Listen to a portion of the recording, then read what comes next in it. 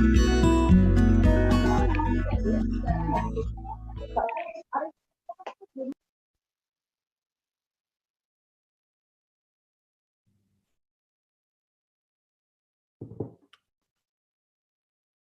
morning.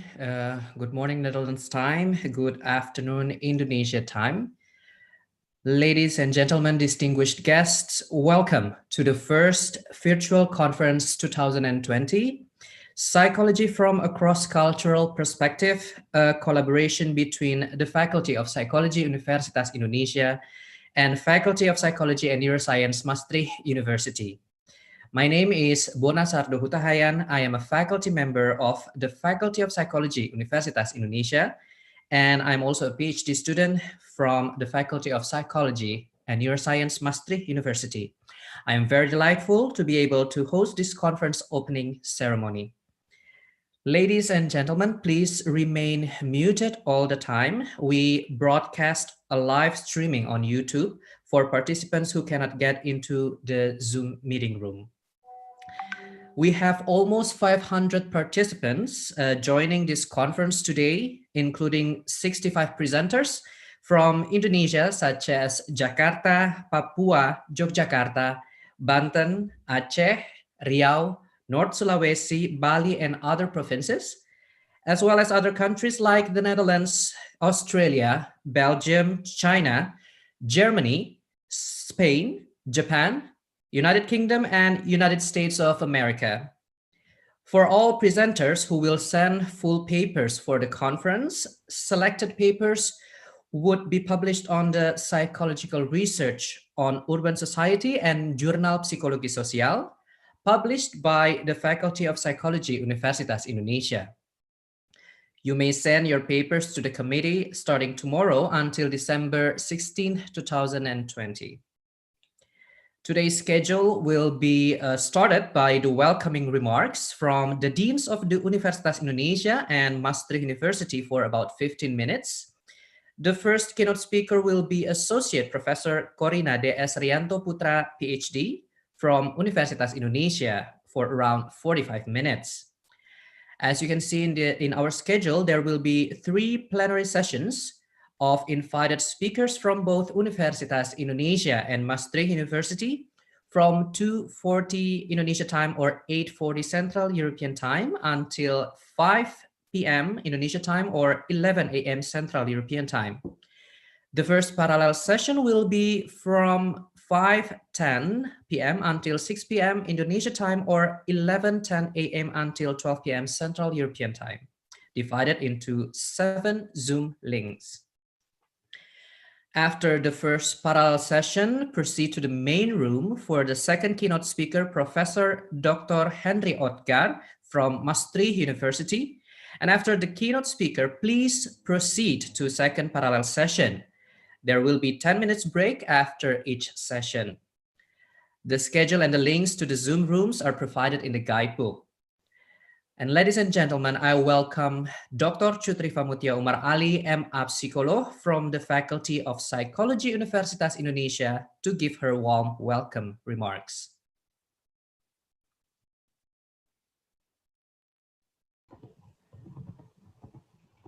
Assalamualaikum warahmatullahi wabarakatuh. Good morning, good afternoon, good evening, ladies and gentlemen. It is my very great honor to welcome you all at the virtual conference 2020, Psychology from a Cross-Cultural Perspective. As addressed by Heinrich Heine and Noring Zayan in their eminent 2010 paper, many of the reported psychological research has been conducted in the narrow context, such as student populations and limited cultural context. We know little whether many psychological findings can be replicated in other cultural contexts. This conference will provide a platform for bridging the psychological research across different cultural contexts. It is monumental in order to strengthen the cross-cultural perspective, which addresses the representativeness of the psychological research in various cultures. This conference is held as a collaboration between Faculty of Psychology and Neuroscience Maastricht University and Faculty of Psychology Universitas Indonesia. This pandemic year is very difficult for many of us, but we have come to realize that it is actually possible to facilitate this conference virtually.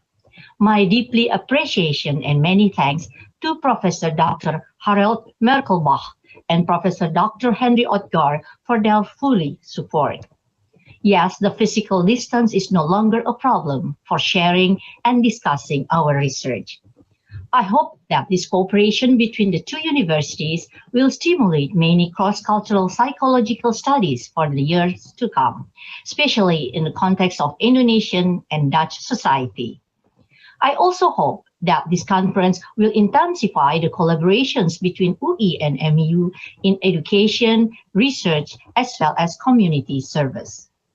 I would like to express my gratitude to our keynote speakers, Professor Dr. Henry Odgaard from Maastricht University and Associate Professor Corina D. Esrianto Putra, PhD from Universitas Indonesia, and also to our invited speakers, Professor Sandra Mulkens, PhD, Professor Dr. Kai Jonas, and Dr. Sheer Wittewiligen from Maastricht University, Sali Rahadi Asif, PhD, Martina Dwi Mustika, PhD, and Chut Nurul Kamala, MC Psikolo from Universitas Indonesia. We are very fortunate to have the opportunity to meet these excellent speakers and researchers. It is also a great pleasure to announce that the presenters and audiences for this conference are quite diverse. We have participants from various Indonesian provinces: Jakarta, Papua, West, East and Central Java, Yogyakarta, Banten, Aceh, Riau, West and North Sumatra, East and West Nusa Tenggara, North and South Sulawesi, and Bali. We also have international participants from Netherlands, Australia, Belgium, China, Germany, Japan, Spain, United Kingdom, and United States. In this occasion, I would like to thank the conference committee led by Dr. Juvari and Hudiana for their hard work and effort in planning and coordinating this event. I also would like to express my appreciation and gratitude to all presenters and audiences. Your participations are very important for the fulfillment of the conference goals. Please enjoy the conference and have a good time. I wish you all successful presentation and good opportunities in the future. Wassalamualaikum warahmatullahi wabarakatuh. Thank you, Ibu Tia. I now welcome Professor Dr. Harold Merkelbach from the Faculty of Psychology and Neuroscience, Maastricht University, to give the welcome remarks. Dear colleagues, my name is Harold Merkelbach, and I'm the Dean of the Faculty of Psychology and Neuroscience of Maastricht University that you see behind me. And it's a great honor and pleasure to give this short introductory note to the first virtual conference on psychology organized by the Faculty of Psychology, Universitas Indonesia, and my own faculty. Maastricht University. Before elaborating a bit on the unique program of this conference, let me stress the importance of this conference for us as psychologists. As you know, psychology has been going through a difficult period, a tough time. Some would say it is even a crisis. And this has everything to do with failed replications of what seem to be well-established, robust findings in our field. And closely related to this is the observation that the overwhelming majority of psychological research has been carried out in Western countries with Western participants. Such narrow scope comes with limitations, because to fully understand human behavior, it is of the utmost importance to consider different cultural settings.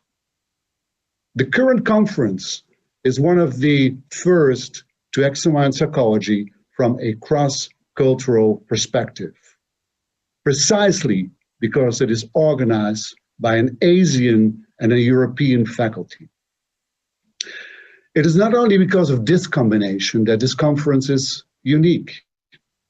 It is also because of another and perhaps more important reason. My faculty and the Faculty of Psychology of Universitas Indonesia have a close collaboration with each other, of which I, as a dean, am very proud. This intense collaboration started years back with Indonesian students from the Universitas Indonesia who came to us to attend our bachelor and master programs. And the collaboration was continued when my colleagues went to Indonesia to teach there at Indonesian universities. However, this collaboration really got momentum when Neil Sumampao started as a student in the legal psychology master at my faculty. He met with Professor Otkar, and the two of them were committed to increase collaboration between the universities. After receiving his master's degree, Neil started with a PhD project under the supervision of Professor de Ruiter and Professor Otkar. And from that moment on, a continuous research and teaching exchange took place between our universities. A great milestone was when, with the help of Professor Otkar and Dr. Tia, the Dean of the Faculty of Psychology of Universitas Indonesia, when the two of them helped to sign an official agreement between our two faculties. This agreement facilitates teaching and research exchange between our faculties.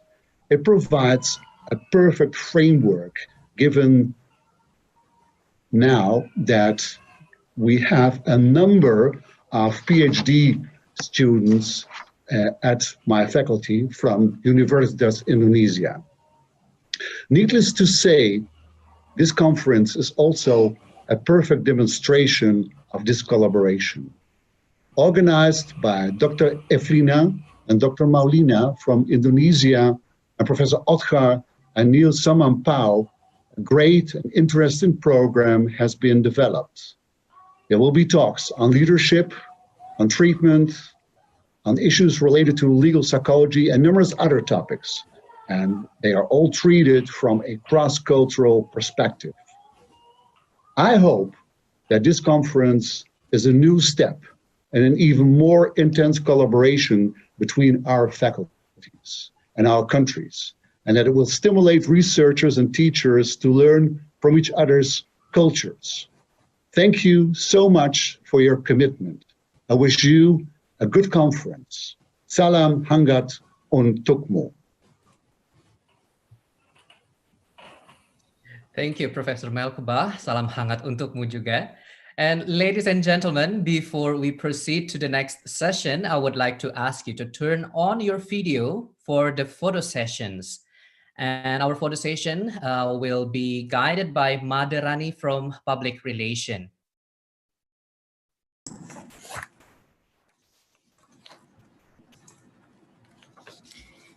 Greetings, ladies and gentlemen. Please allow me to introduce myself. My name is Rani, and I am in charge for today's documentation. Today, I will guide the photo session. Ladies and gentlemen, please open your camera. The picture will be taken several times. For all of the participants inside the room, please allow me to take your pictures. I will start counting to take for the first picture. 1, 2, 3. For the second picture, 1, 2, 3. For the third picture, 1, 2, 3. And for the fourth picture, 1, 2, 3.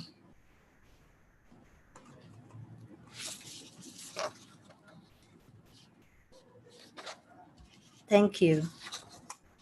The photo session was over. Thank you, Mbak Rani. Thank you, everyone. Without further ado, I now welcome our first keynote speaker, Associate Professor Corina D. S. Rianto Putra, PhD from Universitas Indonesia. And the moderator, Ermanda Saskia Siregar, MA, time and space is yours now. Hello. Hi, everyone. Good afternoon to conference attendees in Indonesia, and good morning to all conference attendees who have joined us from the Netherlands. My name is Manda, an academic staff at the Faculty of Psychology at Universitas Indonesia, and I will be moderating this first session. For the next 30 minutes, we will listen to a presentation by our keynote speaker, followed by a 15-minute question and answer session.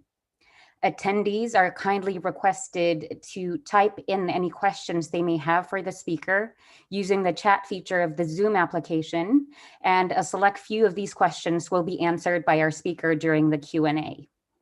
Before we begin, allow me first to introduce our keynote speaker, Corina Rianto Putra, PhD, who is an associate professor at the Faculty of Psychology at Universitas Indonesia.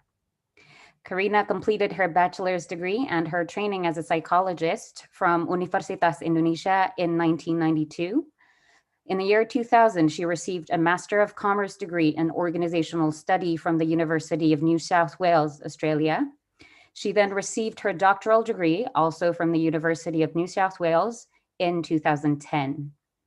As a lecturer in the Faculty of Psychology at Universitas Indonesia, Corina teaches courses on the psychological perspective of leadership, organizational behavior, academic writing, current issues in knowledge management, and psychology and strategic human resource management. In addition to her role as a lecturer, Corina is currently serving as a member of the University Board, or what we call Majelis Wali Amanat, of Universitas Indonesia. Between the years of 2014 and 2018, Corina had also served as a Vice Dean of the Faculty of Psychology at Universitas Indonesia. Corina has won several awards, including an Outstanding Paper Award in 2011, a Best Thesis Supervisor Award in 2015 and 2016, as well as an award for teaching excellence in both 2015 and 2019. Corina has been and is currently involved in several international research collaborations. Between the years 2018 and 2019, she took part in Global Work Design Research, a collaborative research among 40 countries that focused on how aspects of work design relate to employee outcomes and how national culture influences this process. She is also presently involved in 2 ongoing international research collaborations, the first of which is research on the psychological, social, and cultural factors important for an individual's willingness to retrain or upskill with the Asian Productivity Organization, an intergovernmental organization committed to improving productivity in the Asia-Pacific region. And the second is her participation in the Global Leadership and Organizational Behavior Effectiveness, or GLOBE Research Group, which is a research collaboration among 110 countries led by the School of Business at Simon Fraser University in Canada. Corina has also shared her knowledge and expertise in numerous events, both at the national and international levels, including as an invited speaker at the Indonesian Ministry of Administrative and Bureaucratic Reforms National Workshop for Public Organizations in Indonesia in March 2019, as an invited speaker at the Association of Indonesian Mining Professionals discussion in November 2019, as a keynote speaker at the International HRD Seminar in Asia in Korea University in January 2020, and as a keynote speaker at the Institute for Global Leadership at the Ochanomizu University, Tokyo in July 2020. Given her expertise and credentials, Corina's list of publications over the past decade are unsurprisingly abundant, and I will only read a few right now. Among her most recent articles that have been published in international journals include the article on felt accountability, the role of personality and organizational factors, published in 2019 in the Journal of Management Development, Effects of Positive Gender Identity and Patriarchal Belief on Women Leader Identity, Conflict in Indonesia, published in 2019 in the journal Pertanika, Journal of Social Sciences, Discerning Work from Calling, the Role of Job Crafting, published in 2019 in the journal Career Developmental Quarterly, New Insights on the Critical Factors for the Development of Women Entrepreneurs in Indonesia, published in 2020 in the journal Advances in Developing Human Resources, and Why Employees Endorse Abusive Leaders, The Role of Trust, published in 2020 in the journal Human Resource Development International. She has, of course, also authored and co-authored chapters in books, which include the book's Current Perspectives on Asian Women in Leadership, a Cross-Cultural Analysis, published in 2017, the book Peace, Reconciliation, and Social Justice Leadership in the 21st Century, published in 2019, and the book Leading for High Performance in Asia, Contemporary Research and Evidence-Based Practices, published in 2019. So I know that was a long introduction. So without further ado, let us welcome Corina Rianto Putra, PhD, to begin her keynote speech. Many thanks, Ermanda, or Manda, we call her. Thank you very much for your long introduction. Manda is a very kind person. So good afternoon, everyone in Indonesia, and goedemorgen for those in Holland. A special thanks to the Dean of Faculty of Psychology, Ibu Dr. Chutriva Mutia, and to the Dean of Faculty of Psychology and Neuroscience, Professor Dr. Harold Merkelbach. Thank you for this opportunity. To reduce the time, may I share screen? Can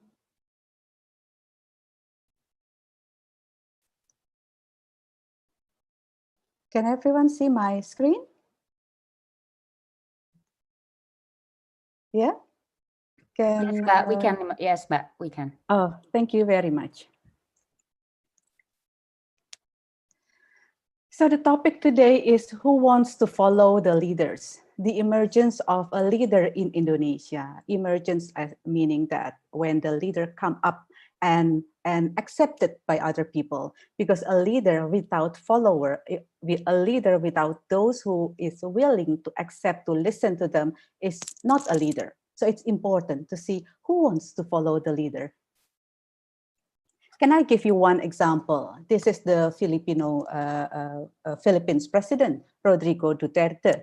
We understand that Rodrigo Duterte, Mr. President, have a policy of killing everyone involved in the drug industry, both the traffickers and the users.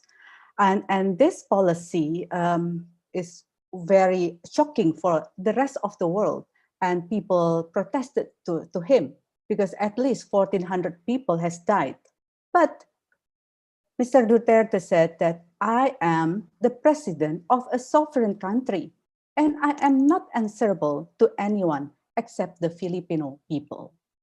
And what does the Filipinos say about him? 86% of the Filipino people support him. That is during the first 3 months of his presidency. So 86% was willing to follow the leader. So the question now is when and in what condition a person emerged and accepted as a leader. To learn about this, the best way to learn about this is to see the emergence of a non-prototypical leader. Non-prototypical leader is leaders that do not represent the group, the typical of the people in the group or the group identity. Can I give you some examples? For example, Susi Pujiastuti. Susi Pujiastuti was our Minister for Marine Affairs and Fisheries. When she was assigned as in that position, people screamed, how can a person not graduated from high school is appointed as a minister? She is not prototypical. She also has tattoo. That is not prototypical for woman leader in Indonesia.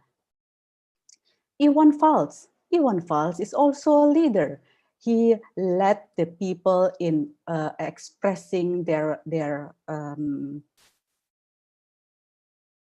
stress, their disagreement to the during Suharto era. He is a leader in a way that he let people have courage to speak up. He is not a typical leader. He is a singer, but he can lead the people. Also, Mr. Nadiem Makarim. Mr. Nadiem Makarim is our Minister of Education now.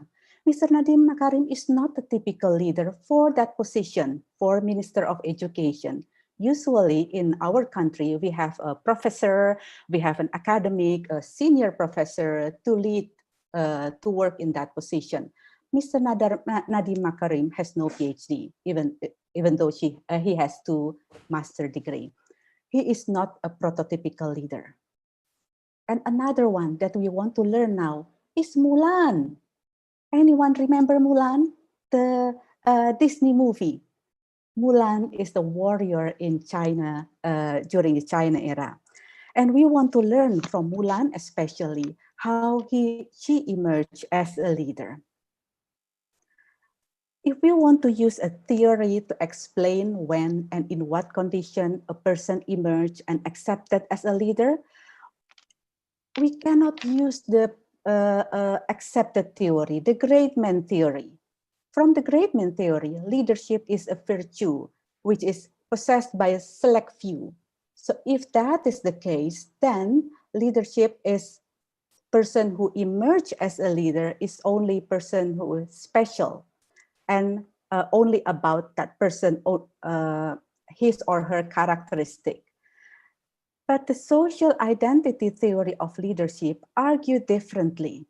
Social identity theory argued that leadership is a group process in which leaders and those they lead perceive themselves to be joined together in a shared endeavor.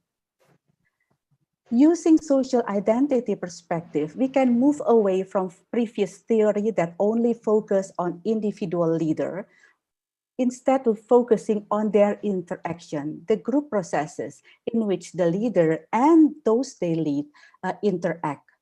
That's why leadership is not a process that revolves around individuals acting and thinking in isolation. Social identity theory of leadership argue that leadership actually is a group process. Even though social identity theory of leadership only emerged like in 2010 specifically, but in 1896, Herbert Spencer already argued that before the great man can remake his society must remake him. You see, there is an interaction between the leader and the society. Or an article by Reich et al. Say that a key issue here is that we need to see leadership and society, or leadership and the group that they lead, as mutually constitutive, each made by and each transformed by the other. So we can see that the question of who wants to follow the leader is a key question of leadership. What kind of a leader that society choose to follow? Haslam in 2010 said that leadership is the product of individual winners rather than of his or her I-ness. So the social theory of leadership, social identity theory of leadership is focusing on the process of making the team together, the process of the leader and the individual, those who they lead work together. So emergence of a leader needs to pay attention, not only on the leaders, but also on those they lead. One theory that can explain this nicely is the claiming and granting mechanism by DeRue and Ashford. It says that first of all, a person needs to claim a leadership position. Leadership position here, it doesn't mean the formal position, can be an informal position like Iwan Fals as a leader. But the person has to claim and assert their identity as a leader. And they need this, another hand, to accept that, to grant that claim. So granting as an act in which a person support the other's claim for their leadership. These two needs to go hand in hand, the claiming and granting. To claim an identity of as a leader, if you want to learn as a theory of identity, we can remember that a person has multiple identities, not only one identity. It is multifaceted and dynamic, and it's complex. So a person, for example, Manda is a woman, a member of Universitas Indonesia, is a mother, is a leader. There's several identities. That's how the person understand of who herself or who himself and have a positive attachment to that identities. So identities is not only a role. A person can be a manager, but has no idea how to lead and has no eagerness to lead. So position and identity as a leader is different. And this identity is formed, transformed, and modified in all our life. This is how each person define themselves in the context of their situation and activities. So if we want, for everyone, for example, this is a chef. If we ask the chef what is his identity, it turned out that his identity is as a professional. It's not only as a chef, as an artist, because he put his cook very nicely, and also as a business person. So everyone has multiple, multifaceted and dynamic identities. In Indonesia, many of us share national identity as Indonesian. We all have different religion. We have our ethnic identity. And perhaps we have professional identity or identity as a male or female, woman or man, and identity as a psychologist, for example. And these identities, I would argue that one essential part to make a person claim a position as a leader is a leadership identity. To what extent that person see herself or himself as having the ability and the vision to lead others in certain direction. And this identity is part of the other identities. It is developed by private evaluation and public evaluation.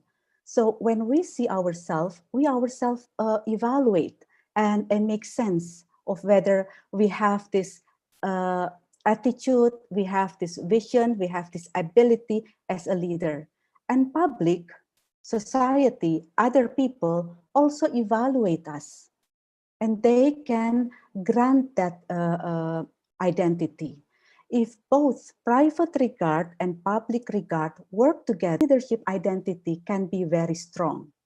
So we want to see now how and in what way in Indonesia, private regard and public regard work together to make, to help the emergence of a leader.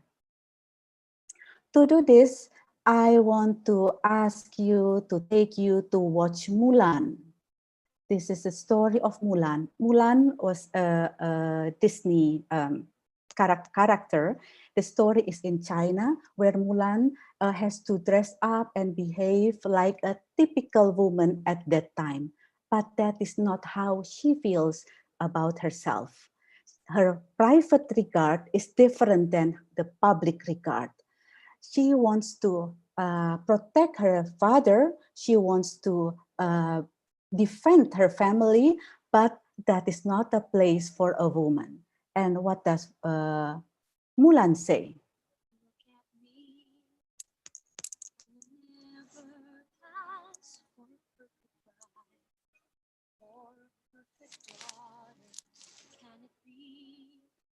I'm not meant to play this part. Now I see that if I were true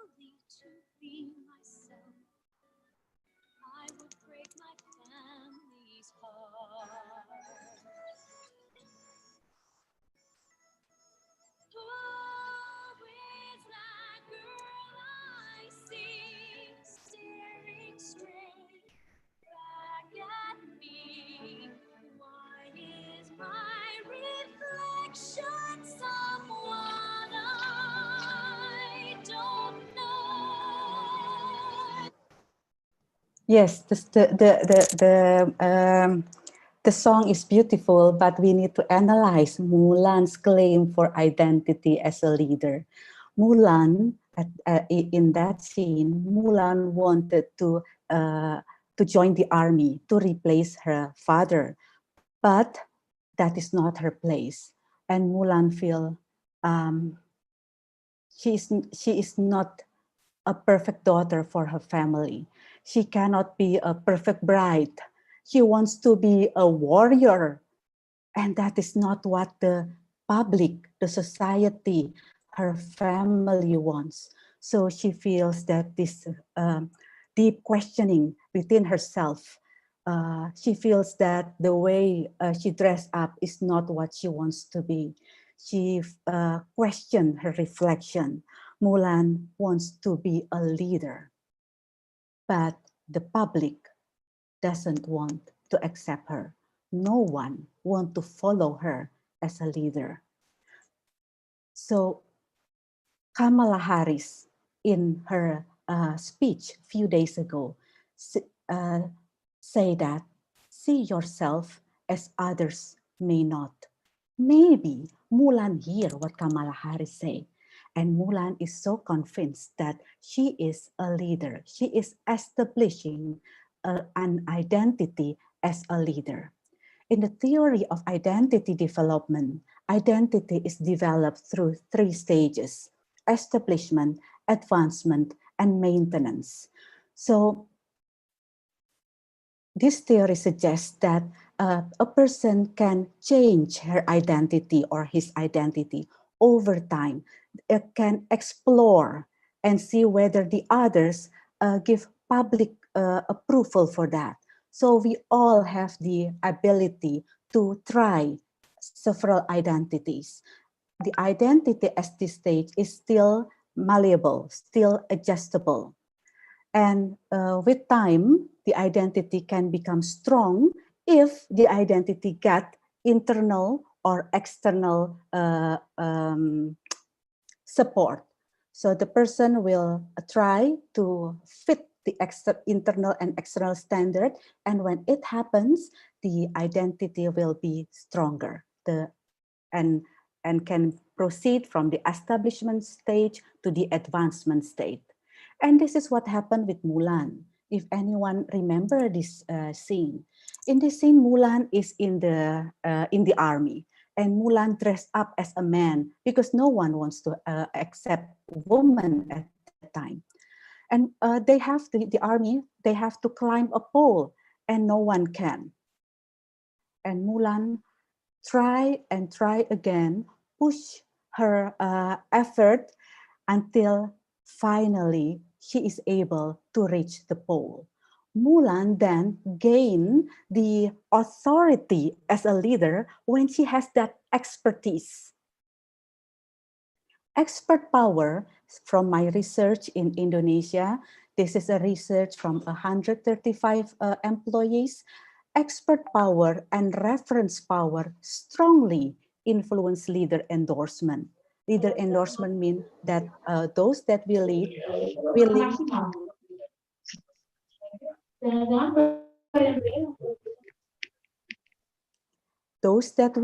willing to support us. So the importance of this research is showing that even though we are not prototypical, if we have expert power and reference power, we may get more leader endorsement. You can see here the significant, the beta is quite high for expert power. The story continues with Mulan. You remember when Mulan finally is rejected by the group because they found out that Mulan is a woman and they do not want to have anything to do with Mulan. Mulan has to go. But then she found out that the Han is trying to capture her group. And Mulan came back to the group. And what Mulan did at that time is she saved her group. She has the feeling that that is my group, that is my team. Even though they rejected me, I still identify with them. They are still important for me. I am trying to save them. Mulan is identifying herself with the group.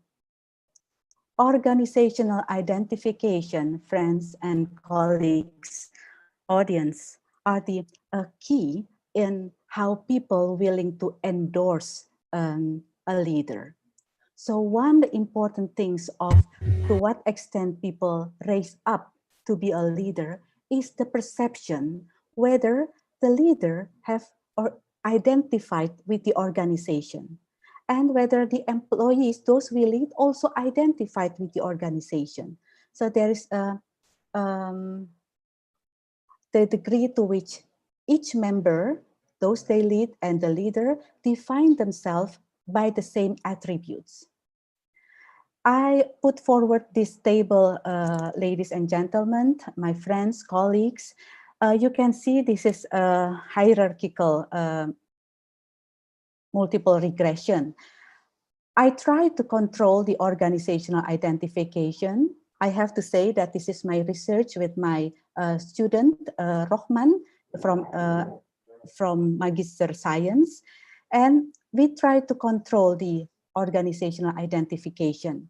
But this aspect keep on coming as an important aspect, meaning organizational identification is very strong and has unique contribution to determine to what extent others want to follow us, to what extent there is a leader endorsement, people grant the leadership position. Let me show you this diagram. This diagram also shows that not only organizational identification, but also leader effectiveness. You see it here? This is whether a person is highly prototypical or low prototypical.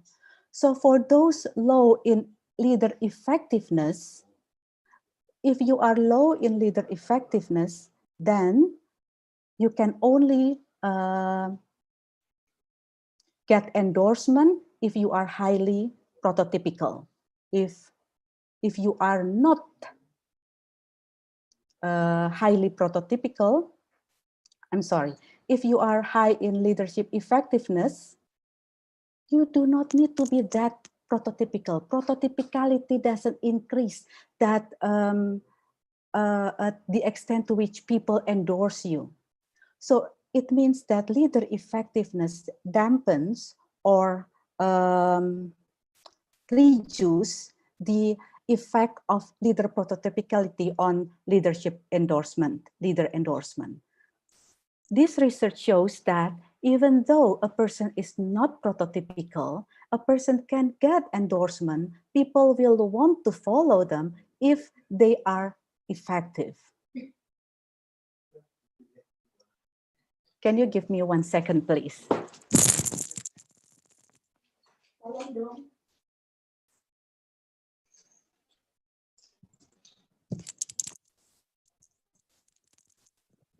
I'm sorry, this is at home. So at home, people talk.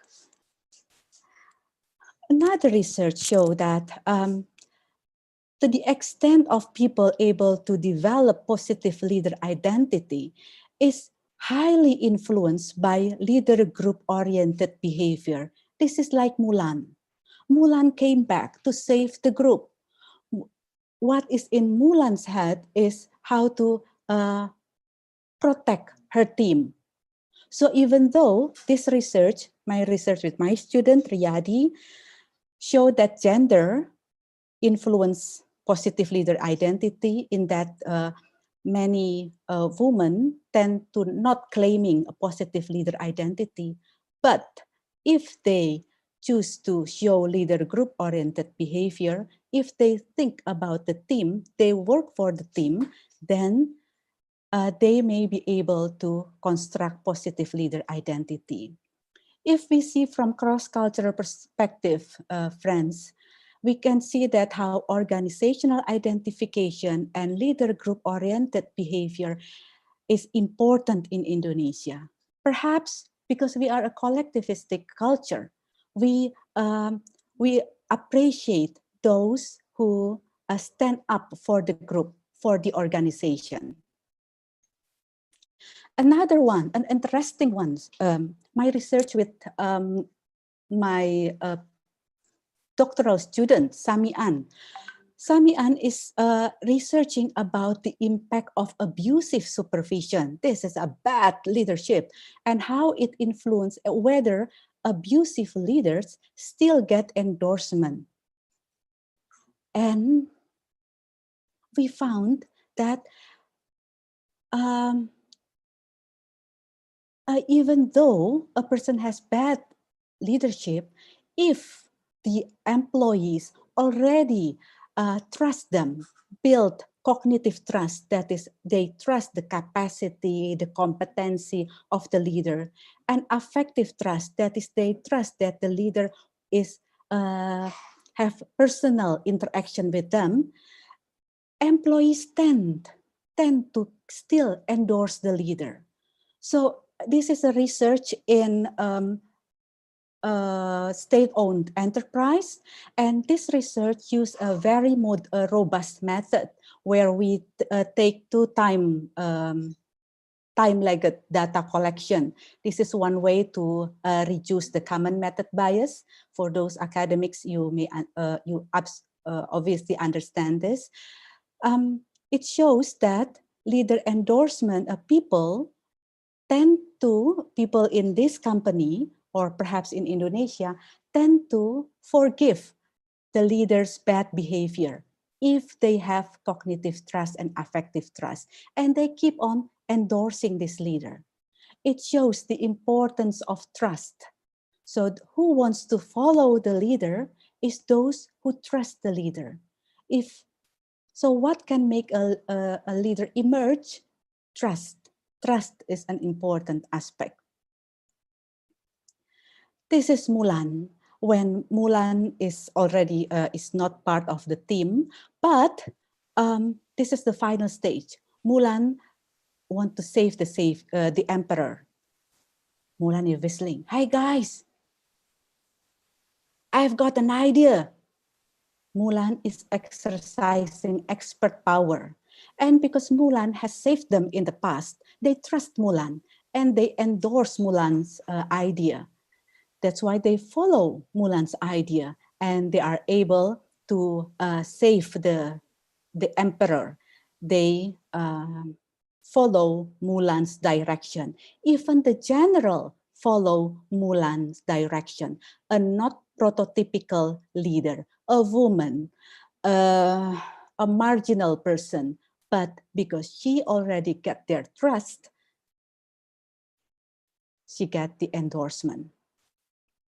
So friends, Mulan is comfortable. Here you can see Mulan is not acting like a man. Here is Mulan comfortable with being a woman and a leader. Her identity as a woman and as a leader work together. This is what we have to learn about identity conflict. Time is limited. I cannot go through to many of these aspects, but what I want to say is Mulan as a leader and Mulan as a woman can work hand in hand or can be in conflict. If they work in conflict, that will create a lot of energy for the leader. This is another research. I won't take this research too long because I don't have time, but this research showed that patriarchal belief, which is a lot in Indonesia, influence the woman leader identity conflict. This research we conducted, my student and I conducted in a male-dominated organization. And this patriarchal belief who think that women should earn less because they are, this is the word of a Polish politician, women should earn less because they are shorter, they are weaker and less intelligent. I'm sure none of you feel this way, or I hope so. But this belief limits the ability to women to construct their identity, positive identity, and have no conflict within their identity. Patriarchal belief produces a lot of identity conflict in women. And in another research, I show that identity conflict make women overcompensate that conflict with working so hard.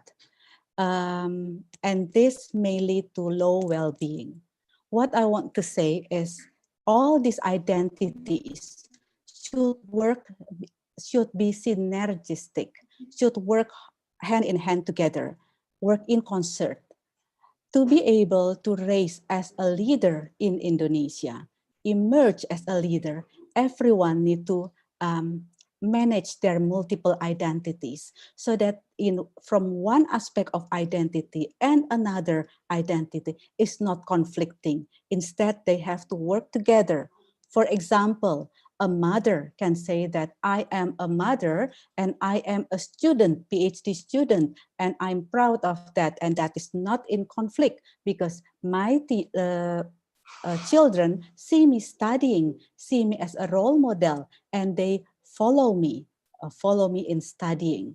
So if someone can see the synergistic of two or more of their identities, that person can work well as a leader. So this is the key takeaway, perhaps, friends.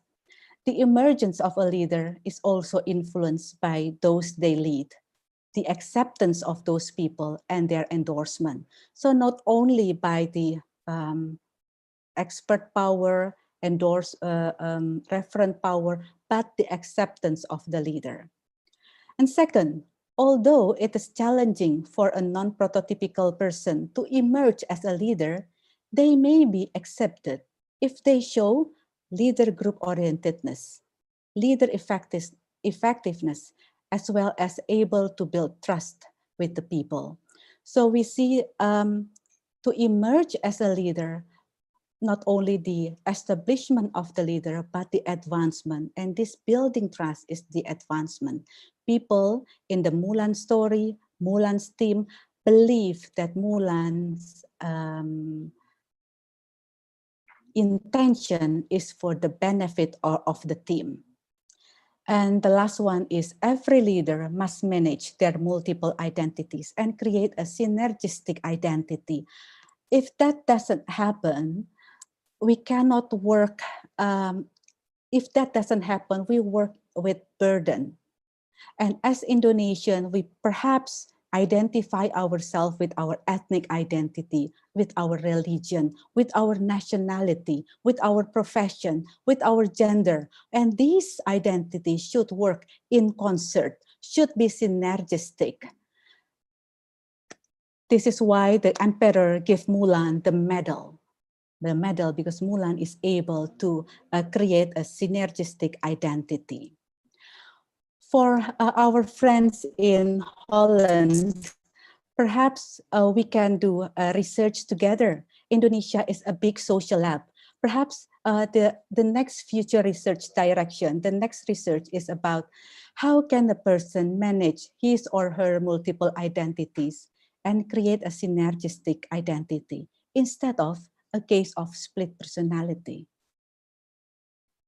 We know that many people, because of their identities, they behave one thing at home and another things at school, perhaps. Not synergistic. And I'm questioning, will someone with a synergistic identity be more frequently claim leadership position in Indonesia? We need to understand this.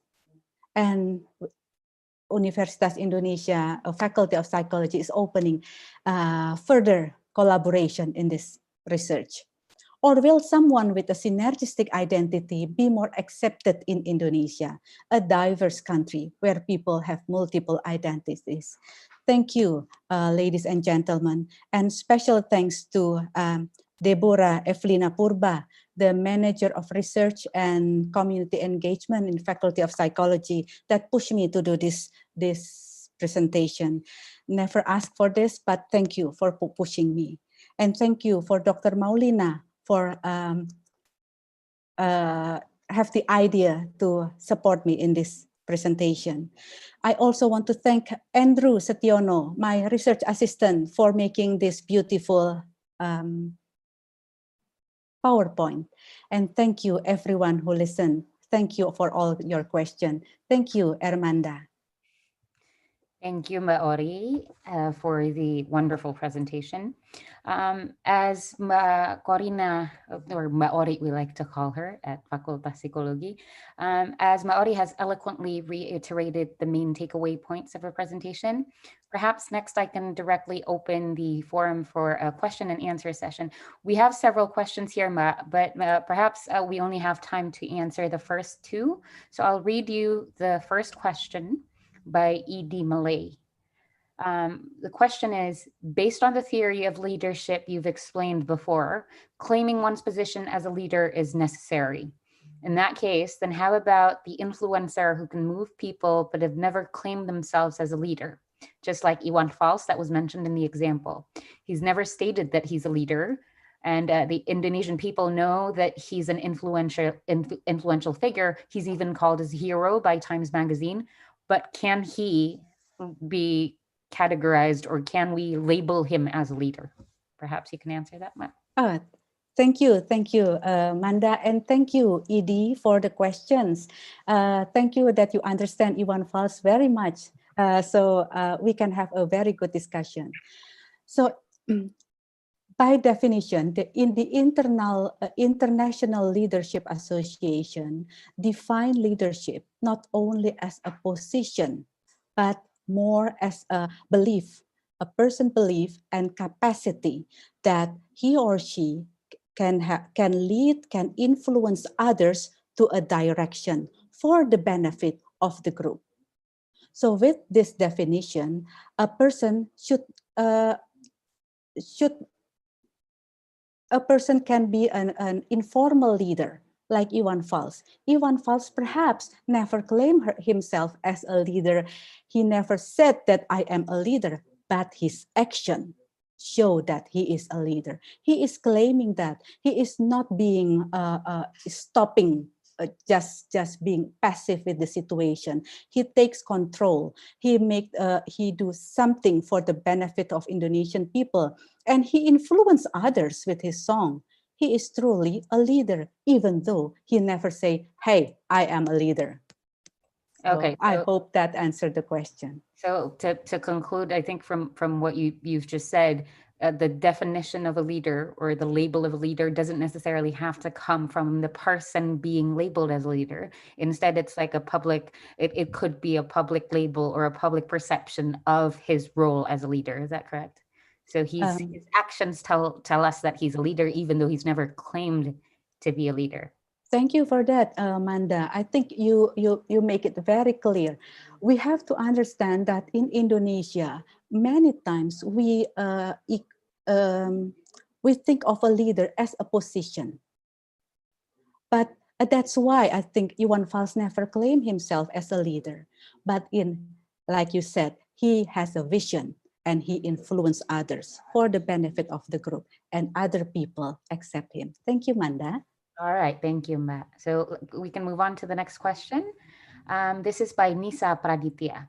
So Indonesia is facing an election this December. A phenomenon that I can't understand is the power of fame that's used by several political parties to choose their representatives or candidates rather than expertise or expert power. And several cases have also proved that there are some political dynasties behind the candidates, and they choose their leader because they trust their prior leaders who were fathers of the current candidates. What do you think about this phenomenon? Thank you very much for the question. It's an interesting question, yeah. If you read my book chapters, Women Leaders in Asia, I analyzed that when women previously in Indonesia can raise as a leader. And not only that, I talked about Mulan previously, but we have to understand that it is not only that person strength to claim a leadership position. For Mulan, Mulan is that strong, but for others, usually they need their family to support them. So in my book, I argue and I plea for more father to develop their daughters to be leaders, to show that they believe their daughters to be leaders. So that is for women leaders, but for men leaders also the same.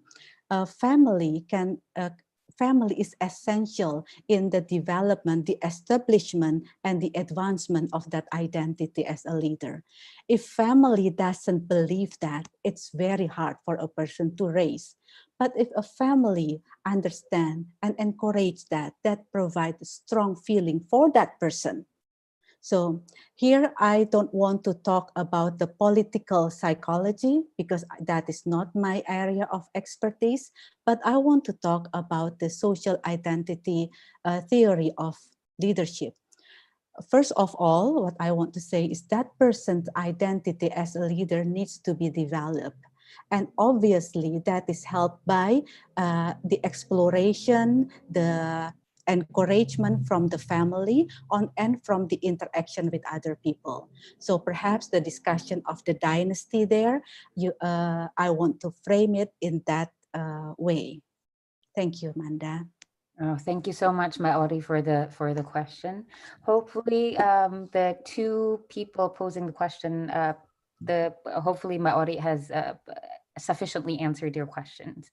As we are running out of time and we have to enter a 10-minute recess before we move on to the next session of invited speakers.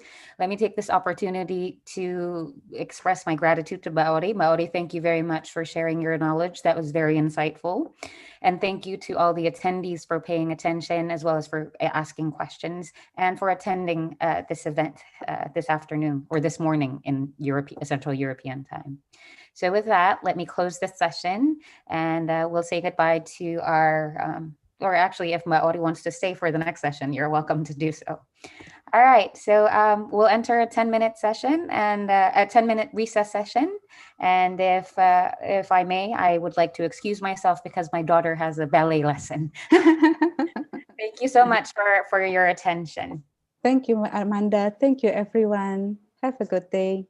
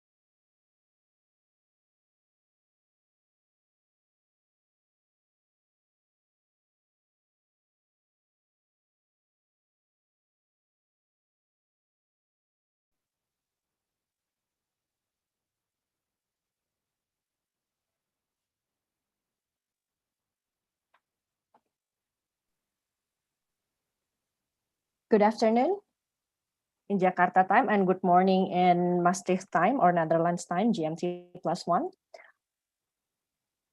Welcome back to the virtual conference today. We're going to start the first session for the invited speakers. My name is Laras Karasi. I will be moderating this session. So for this session, we are going to have two speakers. The first one is Ms. Cut Nurul Kamala, and the second one is Professor Kai Yonas. Ms. Kamala is a child psychologist. She is an academic staff in the field of developmental psychology at Universitas Indonesia. And she is also currently a doctoral student at Radboud University Nijmegen, the Netherlands. Dr. Kai Yonas is a full professor in applied psychology in the work and social psychology department. He is currently also the endowed chair of the Health and Social Psychology section at the Faculty of Psychology and Neuroscience at Maastricht University, the Netherlands. So without much further ado, I would like to give the floor to Ms. Cut Nurul Kamala. Is Ms. Kamala already here? Okay, if yes, probably we can put a spotlight on her. Okay. All right, so Ms. Kamala, your time is 15 minutes as our committee already briefed you, and I will give the floor to you. Thank you. Okay, good afternoon, everyone in Indonesia, and good morning to everyone in Maastricht, the Netherlands. It is an honor to be here in this virtual conference.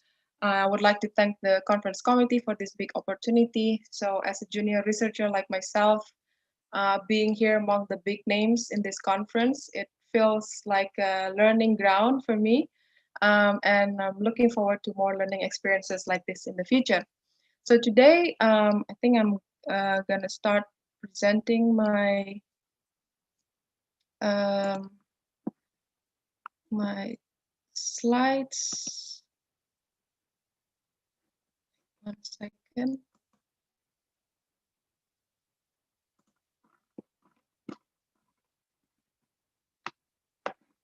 Okay.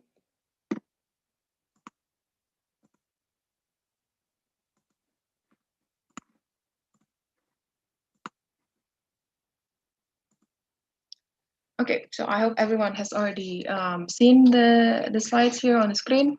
So today I will present to you a preliminary study of what's going to be my research in the next few years for my PhD. So I was supposed to start my PhD project beginning in early this year, yeah, but that had to be postponed because of the COVID situation.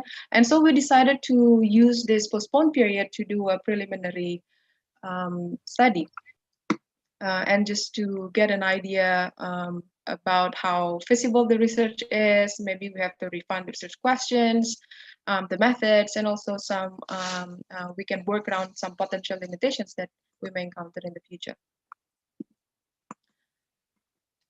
Okay, so I'll start with the research background first. I'll start with a definition of childhood adversity first. So childhood adversity can be defined as an exposure to environmental situation during childhood or adolescence that is likely to require significant adaptations from an average person. And these adaptations can be psychological, social, or biological. And the environmental situation that the child is exposed to must represent a deviation from the expectable environment. Yeah.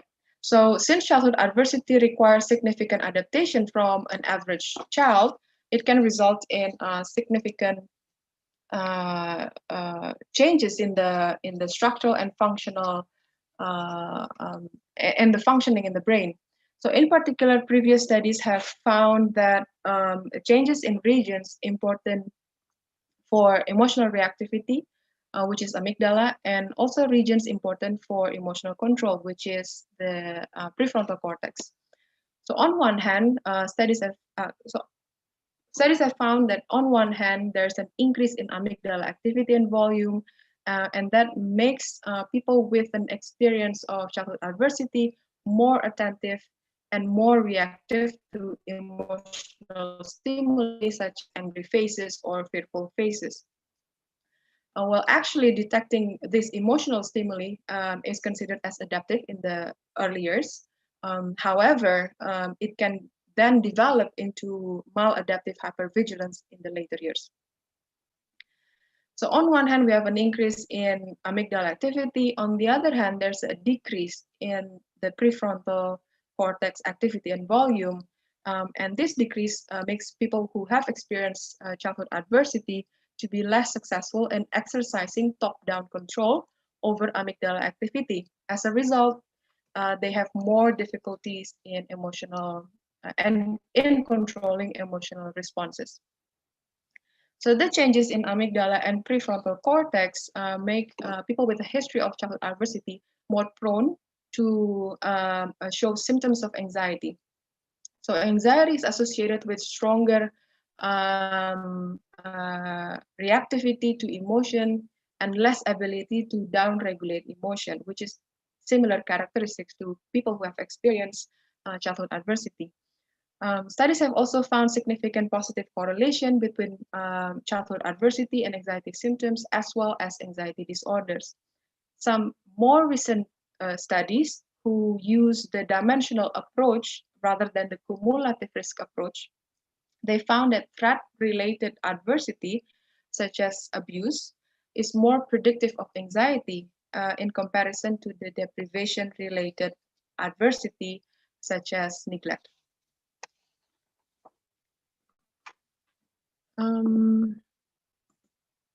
Yeah, so in the past few years, more and more studies have suggested that emotion regulation plays an important role in the development and maintenance of a number of psychological disorders. In relation to childhood adversity, it was found that emotion regulation is one mechanism linking childhood adversity to anxiety. It appears that people with a history of childhood adversity are more likely to show anxiety symptoms as a result of an increased use of maladaptive strategies rather than a decreased use of adaptive strategies. In particular, they are more likely to engage in rumination, which is repetitive thinking, and catastrophizing, which is focusing on the worst part of an event. Now, as we all have known, for treatment, CBT has been the gold standard for treatment of anxiety. It teaches patients to adopt a more adaptive strategies of emotion regulation, such as cognitive reappraisal. So cognitive reappraisal involves redefining an event or recreating a meaning to an event, or it also about finding a positive side to a negative event. So in CBT terms, it is the cognitive restructuring aspect. Yeah. However, some meta-analysis evaluating treatment outcomes found that people who have history of childhood adversity, somehow they benefit less from CBT. So they found that people who have experienced childhood adversity, they show high relapse rate and also low remission rate. In addition to that, individuals with a history of childhood adversity also reported more disability during the course of treatment. Therefore, it may be worth considering the possibility that cognitive reappraisal may not be an adaptive strategy for people who have experienced childhood adversity, and maybe it is too cognitively demanding for them whose cognitive control network have been compromised. And so the aim of the study, of the preliminary study, was to examine how emotion regulation interact with experiences of childhood adversity in predicting anxiety symptoms. So we hypothesized that people who score high on childhood adversity are likely to score low when they adopt more adaptive strategies. And people who score high on a measure of childhood adversity are likely to score high also when they adopt maladaptive strategies. So the adaptive strategies that we will measure includes acceptance, putting into perspective, refocus planning, and as can be seen on the slide here, and for the maladaptive strategies are on the left: self-blame, other blame, rumination, catastrophizing, and for childhood adversity, we will measure physical abuse, emotional abuse, sexual abuse, physical neglect, and also emotional neglect. Yeah. So these are the questionnaires that we used. We used the cognitive emotion regulation strategies. It has 36 items. It measures 9 types of emotion regulation strategies that can be categorized into maladaptive and more adaptive strategies. So each type of emotion regulation strategy is measured by 4 items. For the childhood adversity, we use the childhood trauma questionnaires.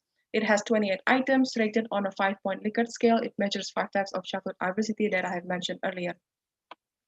To measure anxiety, we use the GAD-7, which is the anxiety subscale. In the patient health questionnaires, there are 7 items. In addition to that, I also added the depression subscale because anxiety is highly comorbid with depression, and therefore we have to control for depression when we analyze anxiety symptoms. For demographics, we only collected age, gender, and completed level of education.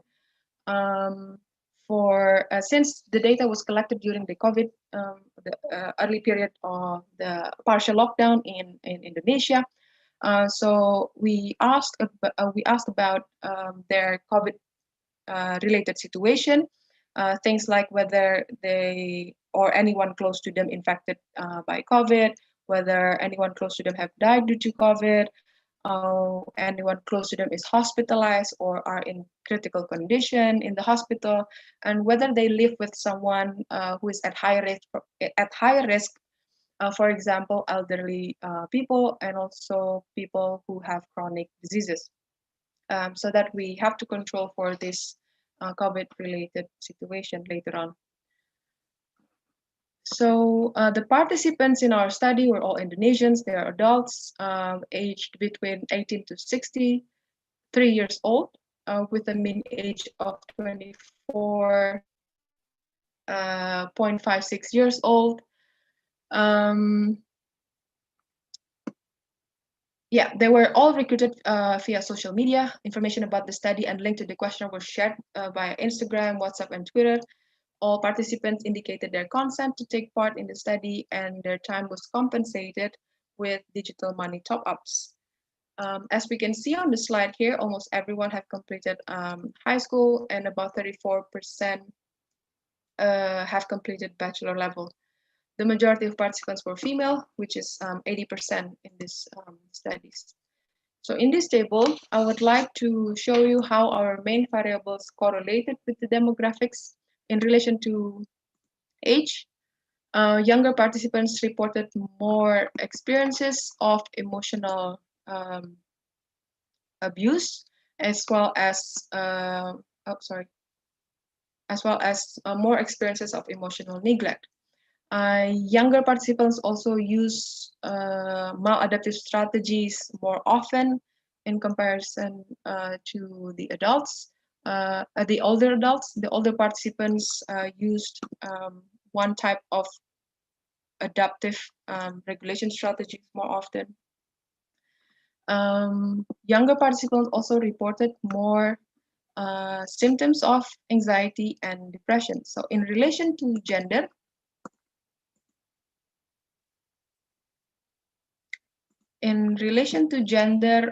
we see gender difference in emotional abuse, and of course, as expected, in the anxiety symptoms and depressive symptoms, and we only see one gender differences in the putting into perspective strategy. In relation to the COVID-related questions, I think the most important one is the ones that are related with the outcome measure, which is here, the coded as COVID-5. So people who live with elderly people or people with chronic diseases, they reported more anxiety symptoms. Now, here in relation to how the predictors correlate with the outcomes, here we can see that only emotional abuse, emotional neglect, and physical neglect correlated with anxiety and depression.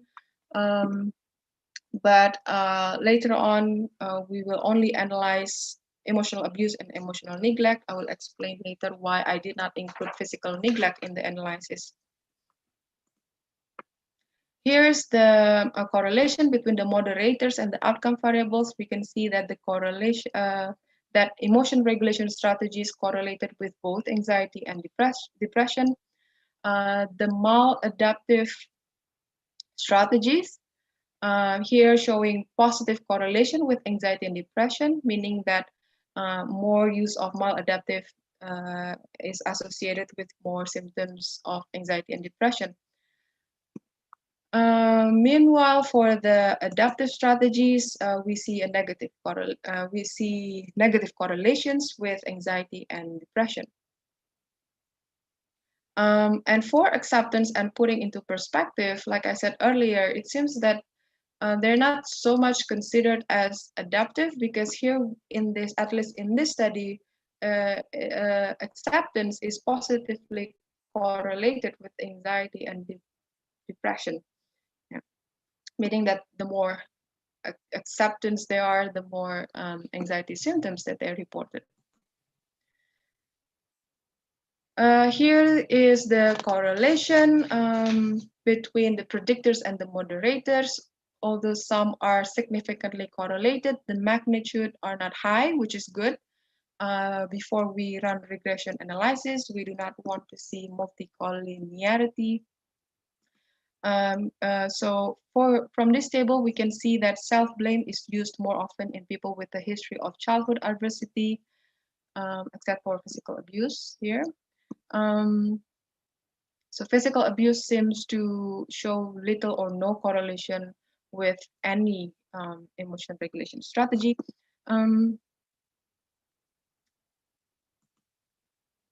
So in general, maladaptive strategies are used more often by people who have experienced threat-related adversity, which is the emotional abuse and sexual abuse, while the adaptive strategies are less used by people who have experienced deprivation-related adversity, which is emotional neglect and physical neglect.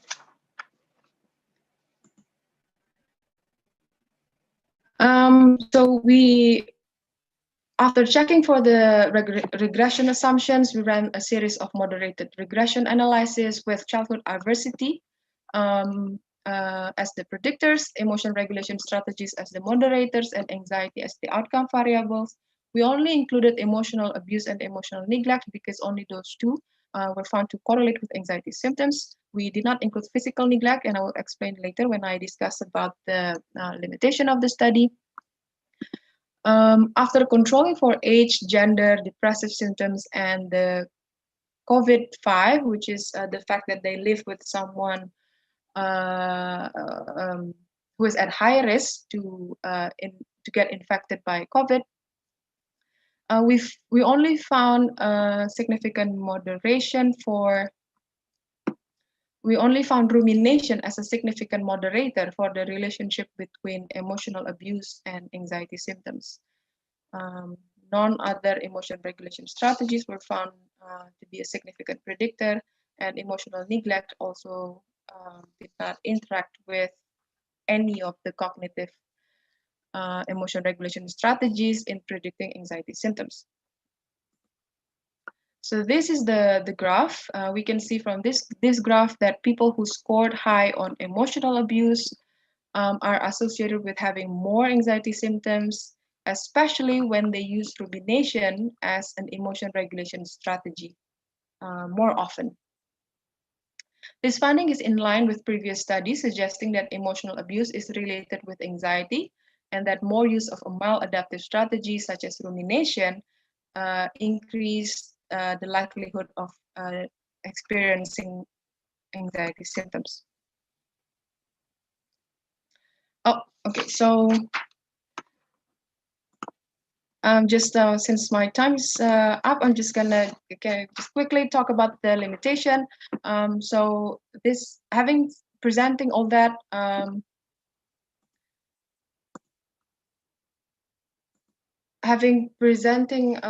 all that, I would like to emphasize that this is only preliminary studies and no conclusion can be made at this stage.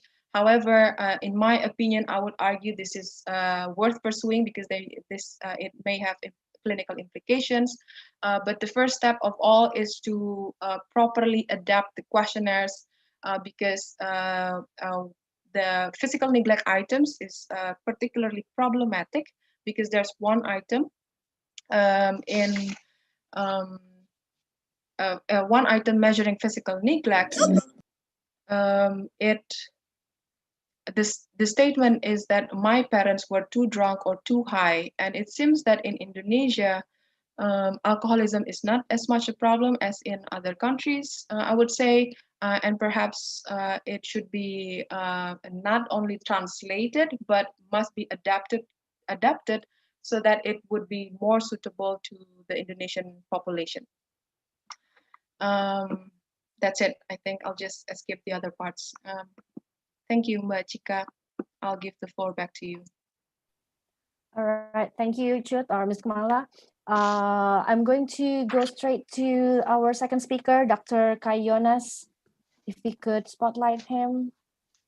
Hello. Good morning, Dr. Yonas. Good morning, good afternoon to Jakarta. And I will share my screen.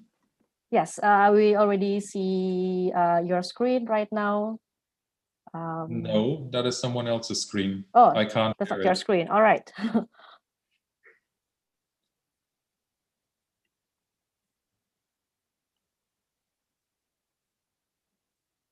So. No, I think I can share it. All right. Thank you. Okay. So the time is yours. You have 15 minutes for the presentation. Thank you. Thank you very much. Thank you very much for having me for this presentation. I think this is an excellent idea to have this joint conference. And I've been following since the morning, and I'm really excited about this day.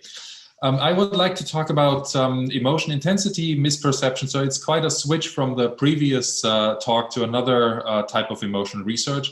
I've been doing this research with my former PhD student, Pumin Komatam, and my colleague, Agneta Fischer, at the University of Amsterdam, where I used to work before I was at Maastricht University.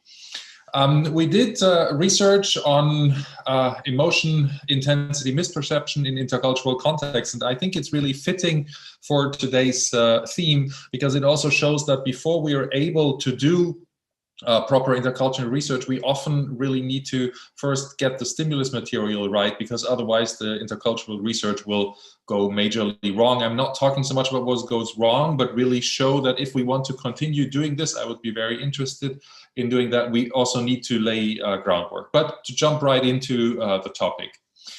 There's a lot of research on emotion recognition, and here you see stimuli from the ADFEST database, which is a validated emotion stimuli database from the University of Amsterdam. And on the left-hand side, you see a neutral expression that gradually becomes more and more into a fear expression. And then you would ask, what kind of emotion is being shown here? And quite universally, you would assume that everyone can see that this is fear. This is actually not the case. We do see that there is an in-group bias in emotion recognition. But this research has never been done for emotion intensity, namely the question, how afraid or how fearful is someone?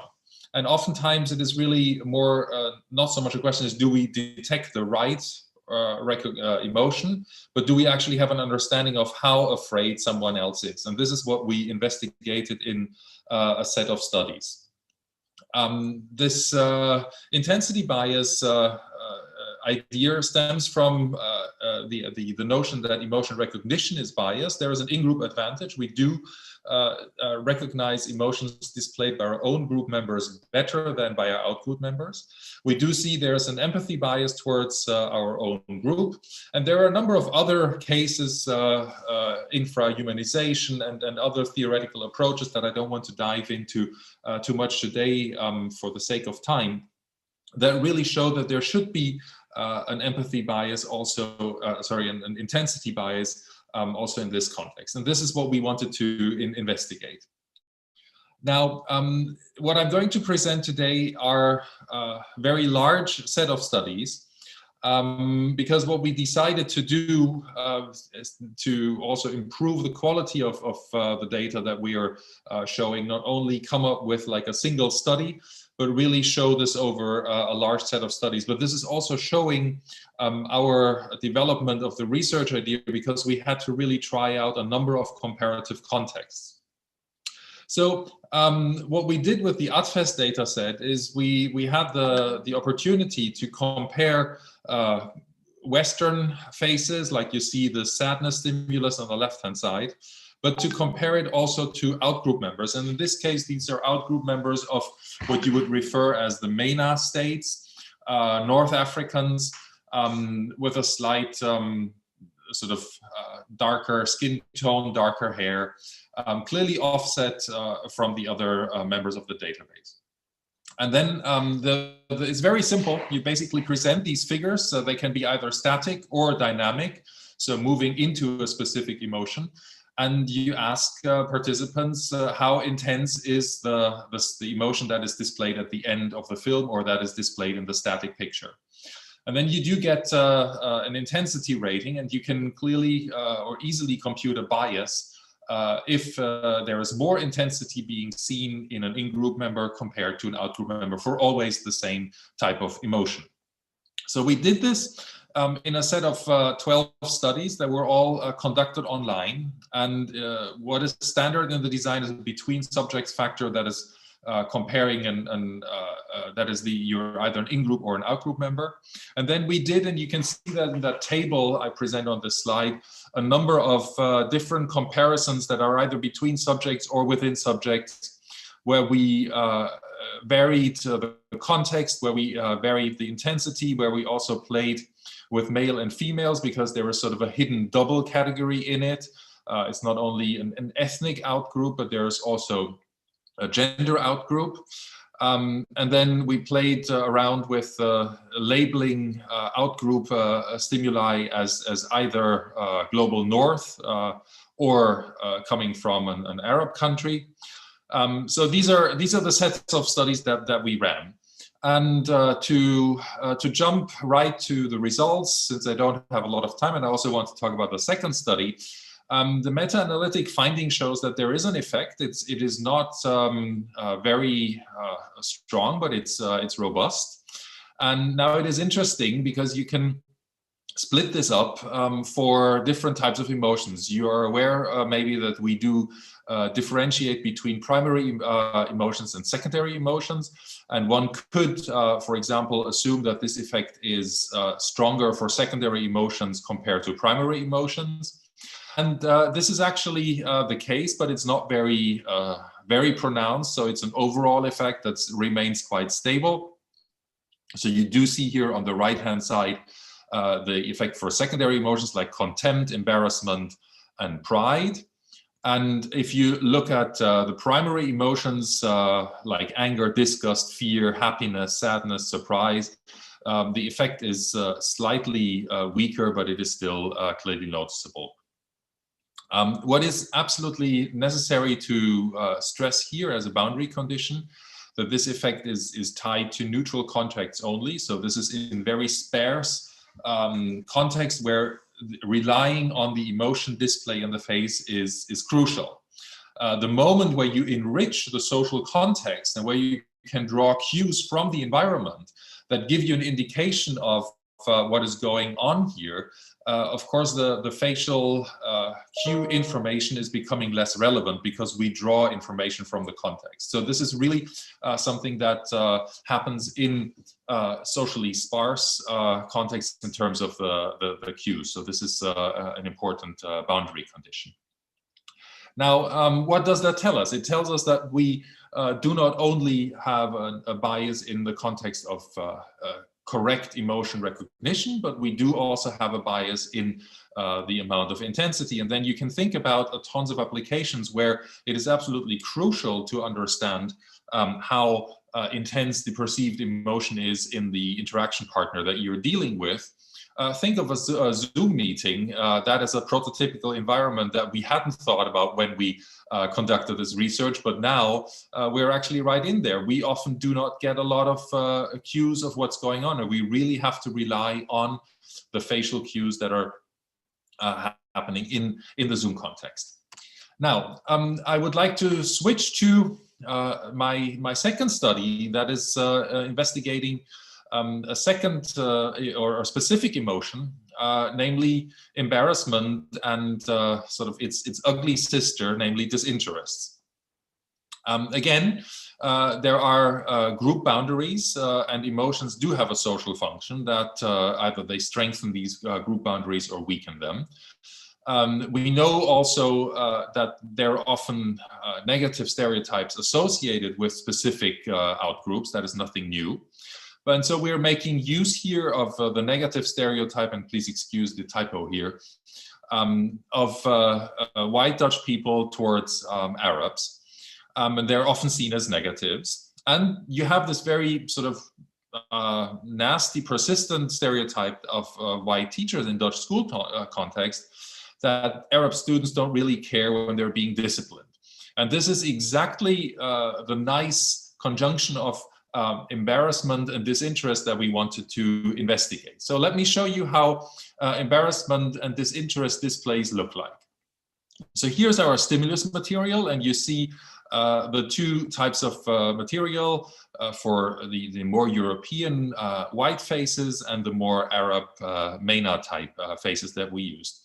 And the gaze aversion, this looking down to the left side, I don't know if you can see it when I do it on the Zoom now, sort of this look down to the left or to the right, is a typical cue for embarrassment, but it's ambiguous because it can also be seen and interpreted as disinterest. I don't care what you're talking about. It is not necessarily a sign, a universal sign of embarrassment. So we wanted to investigate again in the same paradigm that we used before, is to test if there is an intergroup difference in the perception of embarrassment based on gaze aversion in the stimulus material. And what we do show in a nutshell, again over 10 studies, is that white models are perceived to show more embarrassment with this gaze aversion, whereas Arab models are perceived to show more disinterest, again, and this is for a white group of participants, or a Dutch group of participants. And also from the Netherlands and the United States. So we had about 1,000 participants. Now, why is this interesting? Because it shows that we do not only have an intensity bias, but we also have an interpretational bias when it comes to ambiguous emotion display, which is crucial because we do sort of make mistakes. So we do have these biases happening on a number of levels when it comes to emotion display.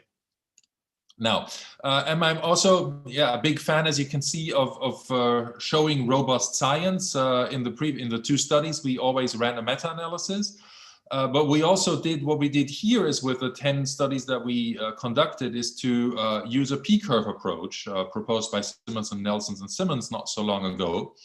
And what you can see here, the blue line is our observed P-curve, and it clearly shows that we are above the zero effect and also above the 33% power. So it is a robust effect that we are showing here. And I would really encourage researchers to make use of such approaches more often to really show that what we are doing and what we are finding is a robust research.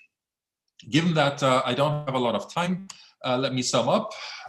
We would proclaim that emotion intensity bias could be established over a large set of studies, and there is also specific emotion misinterpretation. Now the question is, and this is about intercultural research, is this a bias only of white people? We have tried to run this vice versa with Arab in-group and then white stimuli, and we do find a weaker effect. These are studies that were in the meta-analysis that didn't really show a very strong effect. So there is more room for investigation. Namely, this can also be confounded with status, with power that have an influence on how you see yourself and how you construe the other group. But to be really able to conduct future research in other intergroup contexts, we also need to have stimulus material that is, for example, having Indonesian or Southeast Asian, more broadly defined stimulus material, so that we can play with other in-groups and compare them to other contexts. And of course, that is an implicit quest for looking for collaborators, and maybe that is something someone would be interested in. But I think it also underlines that oftentimes intercultural research is not just a question of doing it, but it also requires that the stimulus material, that the research material is actually culturally adapted. And that is often a much more bigger challenge than the actual research. So I would like to end here with this. Thank you very much for having me. Thank you for organizing this. And please remember, emotion perception remains tricky.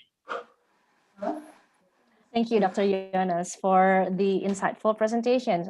We only have probably time for 2 questions. There's one question here that for Ms. Kamala. The question is, how is the role of the positive environment in training and changing the amygdala through the process of neuroplasticity? Will it change the anxiety in childhood? I assume that this is a question to the previous speaker. Yes, for for Ms. Kamala. So that's a question for Ms. Kamala. So how is the role of the positive environment in training and change? Okay, thank you for the question. So far, based on my literature review, a lot of efforts has been targeted or aimed at improving prefrontal cortex functioning instead of reducing the enhanced activity of amygdala. So in relation to that question, studies have tried to improve, for example, working memory and also cognitive flexibility so that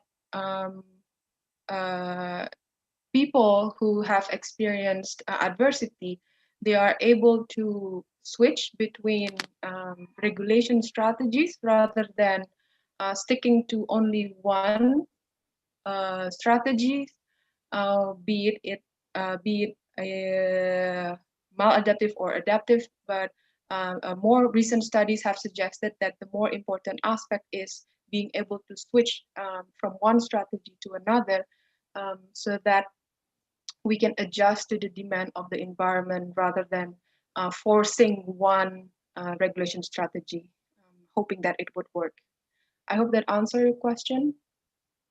So it's, in other words, training the adaptability or flexibility in our emotion regulation is the key here in order to thrive in various environments that a child might encounter during their childhood and as they grow up or as they grow older. Yeah, that's right. All right. I have a question for Dr. Jonas. So it's interesting that you mentioned about the applicability of this research during this pandemic time where we have to Zoom a lot, like what we're doing right now. So if you could extrapolate or if you could speculate a bit, what do you think you would find, or what would the research topics that we can hash out in this situation, or like during this pandemic where we have to do this teleconference or internet conference a lot, and we have to rely so much on facial expression with the minimum or minimal social cues, other social cues? Well, I think first of all, a lot of us experience these Zoom conferences to be extremely tiring. And maybe one of the reasons why we experience them to be so tiring is because we constantly have to monitor a very sparse environment to get information about our interaction partner, and that costs cognitive energy. So I would assume that's maybe one of the reasons why they are so taxing. I do also think that there is a lot of room for misunderstandings that we then have to straighten out, that we have to clarify in other contexts. And of course, if you aren't aware as a member of a Zoom meeting that there is a specific bias in your specific perception of the emotion of your in-group members versus your out-group members, then there's a room for misunderstandings, for potential escalation of conflicts. That makes these Zoom meetings again more difficult and also less effective and potentially detrimental for the relationship between the interaction partners. And I think the research that I presented could be seen as one of the arguments why this is the case. It doesn't provide a remedy besides making people aware that there are these biases and that we have to take them into account when we form our impression about the situation, the emotional state of our interaction partners. So it requires like more understanding and more, what do you call it? Like it's holding back before we kind of like we instantly interpret what or speculating of what our partners behind the other screen are thinking or are doing. Yeah, I think it requires that we do think about our ability for perspective taking, and also it requires self-reflection so that we are able to understand that our interpretation of someone in such a Zoom meeting may be biased. All right. The organizing committee has signed to me that our time's up for this quick invited speaker session. So I would like to thank Ms. Cut Nurul Kamala and Professor Kak Yonas for your insightful presentations. And I think this is a very pertinent topic. So many children are now living in a precarious situation in economic, social, health, adverse situations. And so it would be important to see like how they grow up, like probably 10 or 20 years from now even. And for Dr. Kak Yonas, for your insightful presentation on the intercultural interpretation about facial expression that, again, is very important and pertinent to our situation where we have to rely a lot on what we see on the screen. So thank you. And if you, for the participants, if you have any questions, you can probably like contact the researchers and get more information from them. So we would have a 5-minute recess before we proceed to the next invited speaker session. The next invited speaker session would be moderated by Dr. Dini Rahma Bintari, and it would feature Dr. Salira Hadi Asi and Dr. Sandra Molkens as the speakers. So please stay for the next invited speaker session, and I would give the floor back to the organizing committee. Thank you.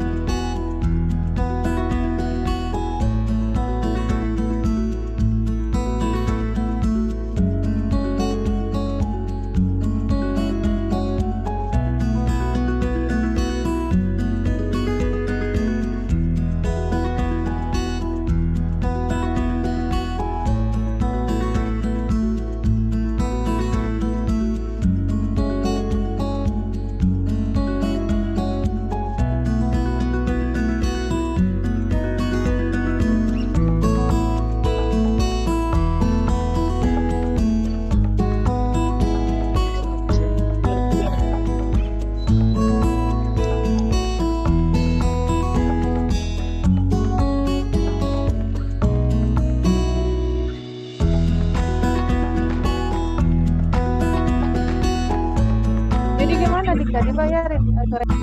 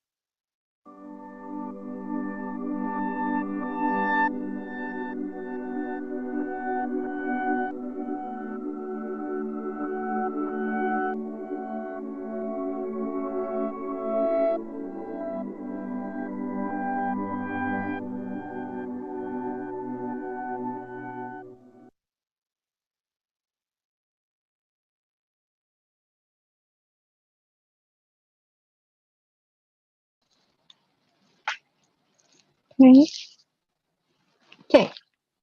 Let's start the second session today. Good morning in the Netherlands and good afternoon, friends in Indonesia. We will begin with clinical session of the conference. We will have two speakers today. Two asks for today, which is very interesting for me.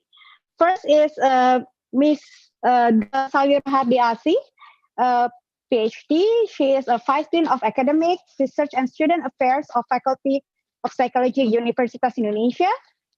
Her educational background is on PhD in health psychology in Texas Arlington University, and her master degree is in grief and palliative care counseling on April 2010 in the University of Adelaide, Australia.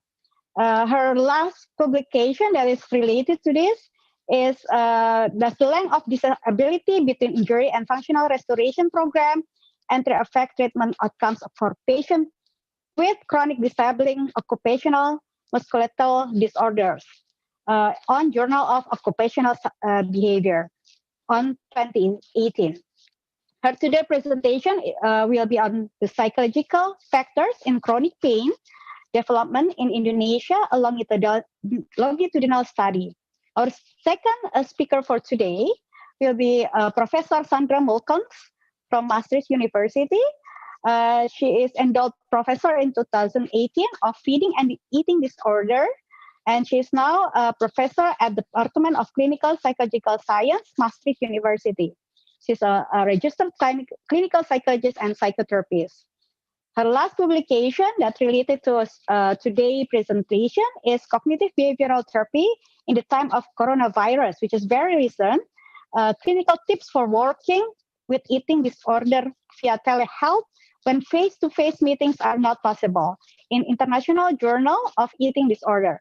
It's very interesting that it is very new on coronavirus time. Her today presentation will be a patient's perspective of the delivery of CBT across countries. I received cognitive behavioral therapy for my eating disorder, but did I really? So this is two interesting speak that we will have for today.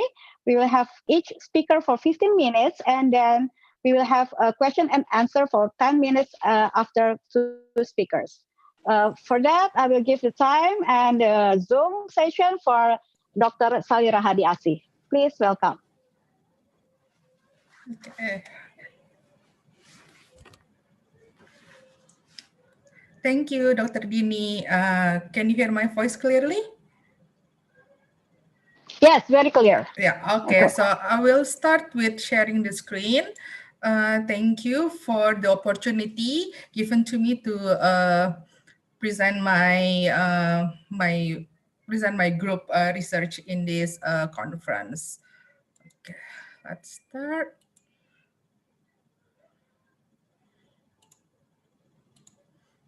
Okay, can you see the slides?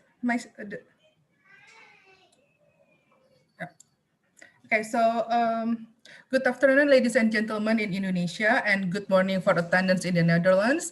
Thank you very much for coming to this virtual conference. It's hosted by the Faculty of Psychology, Universitas Indonesia, and Faculty of Psychology and Neuroscience, Maastricht University.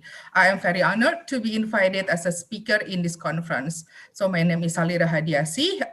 My team and I, we are conducting a longitudinal study about the chronic pain in Indonesia.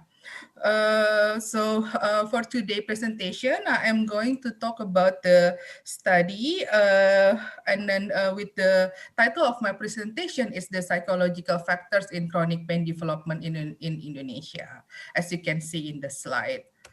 So firstly, I'm going to talk about the background of this study. Why is it important to conduct this study? And moving on, I will talk about the participants, the study design, the procedures, and then the results and the analysis. It's all under the method section. And then following that will be the result and then the conclusions.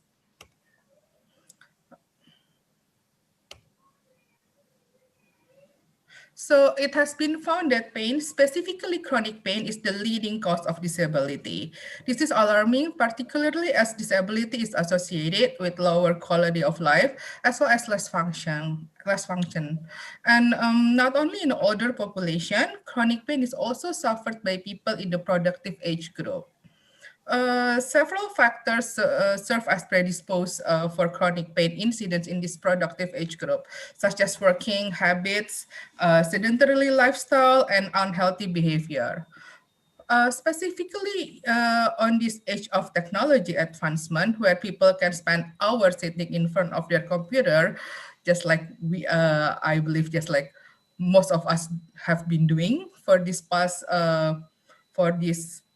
few months, and then or people working using their smartphone, using their fingers repeatedly, All of these are risk factors for developing chronic pain that in turn will hinder productivity as well as performance. As well, it will cost a lot of money and efforts. Once the pain starts become chronic, it will cost a lot of efforts to manage the pain. So most of chronic pain research has been done in the Western world. How about the studies of chronic pain in Indonesia?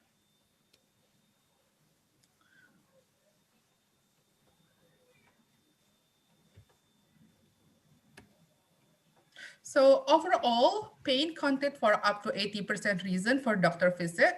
Further, there is up to 90% chance of adult and elderly as well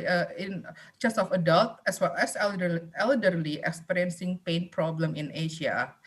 In Indonesia, a nationwide research conducted by Ministry of Health found that 7.3% people experiencing pain, mostly joint pain. Indonesia, which is a country with 200 million people, more than 200 million people, in which 7% of them will count as a large number of people that experience pain. So this can lead to a large economical advantage, not to mention the suffering. And with the current lifestyle and the nature of the job, it is predicted that the number will increase in the upcoming years. So although studies uncovering chronic pain mechanism have been done extensively in the Western world, not many has been done in Indonesia. Chronic pain studies that has been done in Indonesia mostly involve the medical and physical health factors, which are not wrong because once somebody is having chronic pain, usually they will go to doctors to find relief for the pain. However, psychological factors are something that needed to be accounted for as well in this field. This is so because chronic pain applies to pain that has exceeded 3 months and usually after the injury has been healed.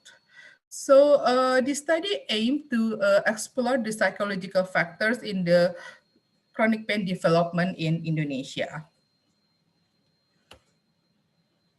And here are the several factors evaluated in the study. The first one is pain interference. It is the main variables to look at, as with people having chronic pain, the pain sensation usually always there. This is so because that person already have the pains, the sensitivity to pain in that person has been compromised. So usually the pain sensation will always be there. But what is important is how the pain interference, how the pain interferes with the functioning of that person. That's why I will explore about this pain interference. And then the next variable is pain catastrophizing. It is an exaggerated negative orientation to actual or anticipated pain comprising element of rumination, magnification, and helplessness. And then there's also pain sensation, or usually we call it pain intensity. It's about how painful the sensation of pain is. And then another thing that is that are also looked at this study are the coping style, particularly the religious coping. Religious coping is thought as an important factor to look at, as Indonesian most religious. Religious coping is also related in seeking help and guidance from the higher being. And lastly, factors that are also looked at are psychological problems consisting of insomnia, depressive symptoms, and anxiety. As such, these three factors have been found as comorbid in chronic pain. So let's move on to the methodology. So the inclusion criteria for this study are Indonesian, age 18 years and above, with reported acute pain at the initial data gathering. What does it mean for acute pain? Is pain that lasts for less than 3 months. And then the total participant is 241 with almost 70% of them are female, and the mean age for the participants are 29 years, and 96% have occupations such as employer or housewife or also students. And here in this cute little body pictures in here, we see there are 72% reported having head pain, 79% reported having lower back pain, and then 75% also reported having hand and joint pain. It is possible that one participant can have all this pain. And this study is funded by the Ministry of Education and Cultural Affairs of Republic of Indonesia. It has, after approval from Faculty of Psychological Ethical Board, this study was launched, started from May, and then it's just finished last month, which is October 2020. We've made changes, a lot of changes in the study in a way because there's a COVID this year. While when we got the when we proposed for this study for funding, it was back in 2019 in which it's more the study originally planned to be conducted like face to face, and then data collected through online questionnaires. And then the analysis is done through JASP. It's a network analysis to identify association among factors in Indonesia chronic pain population. And we are moving on the result. So in this slide, we see the result of network analysis.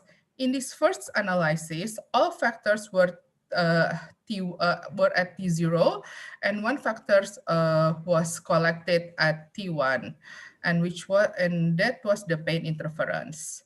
So pain interference at T1 was included in this analysis in order to look how this factor was closely associated to all factors at T0. So in here, we could see it was found that there are two networks in here. If we can see in here, this is the one network, and then this one is another network. And we would see how consistent this network will be in the next analysis. So based on this network, based on this results, the interference at T0 is like the central in this network. It means that most of the nodes are connected to this T0 pain interference. And then for this, the second network, it is like the first, the one that is the nodes here is the PHQ in here. It is the central nodes. We can also see it from the betweenness, but the expected influence is not that high, probably because even though it is central, the association between PHQ and other variables are not that strong. And there's also a little like this small network about the emotion coping and problem coping that is happening or done by people in this chronic pain population. Okay. And then in the second analysis, this is the T1 and T2. It means that the pain interference was collected at T1 and also T2, while other variables were collected at T1. In here, we see two networks in which the first network the central node is the PHQ, which is the depressive symptoms. And then this PHQ is strongly associated with the insomnia as well as the anxiety state and also the religious coping. These red edges means that as the depressive symptoms become more severe, the religious coping become more or less, is less. And then the second network is the nodes. The central is the interference collected at T1, in which in here, it also like closely associated with catastrophizing collected at T1 at the same time, and then the intensity at T1, and also the interference at T2. So these three variables are connected closely, associated closely to interference collected at T1. And then we are moving on to the last analysis. In here, similar to the previous analysis, so the pain interference was collected at T2 as well at T3, and then all other variables were collected at T2. In here, we also found similar patterns as the previous analysis, in which there were two patterns and there were two networks, which depressive symptoms as the center of the first network, and interference at T2 collected at T2 was also found to be the center of the other variables, which is catastrophizing, interference collected at T3, and then pain intensity collected at T2. So what are these results show us about? So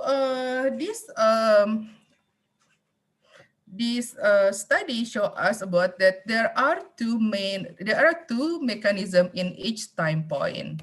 The first one is the pain interference. It is closely associated with pain intensity, as also as it is closely associated with pain catastrophizing.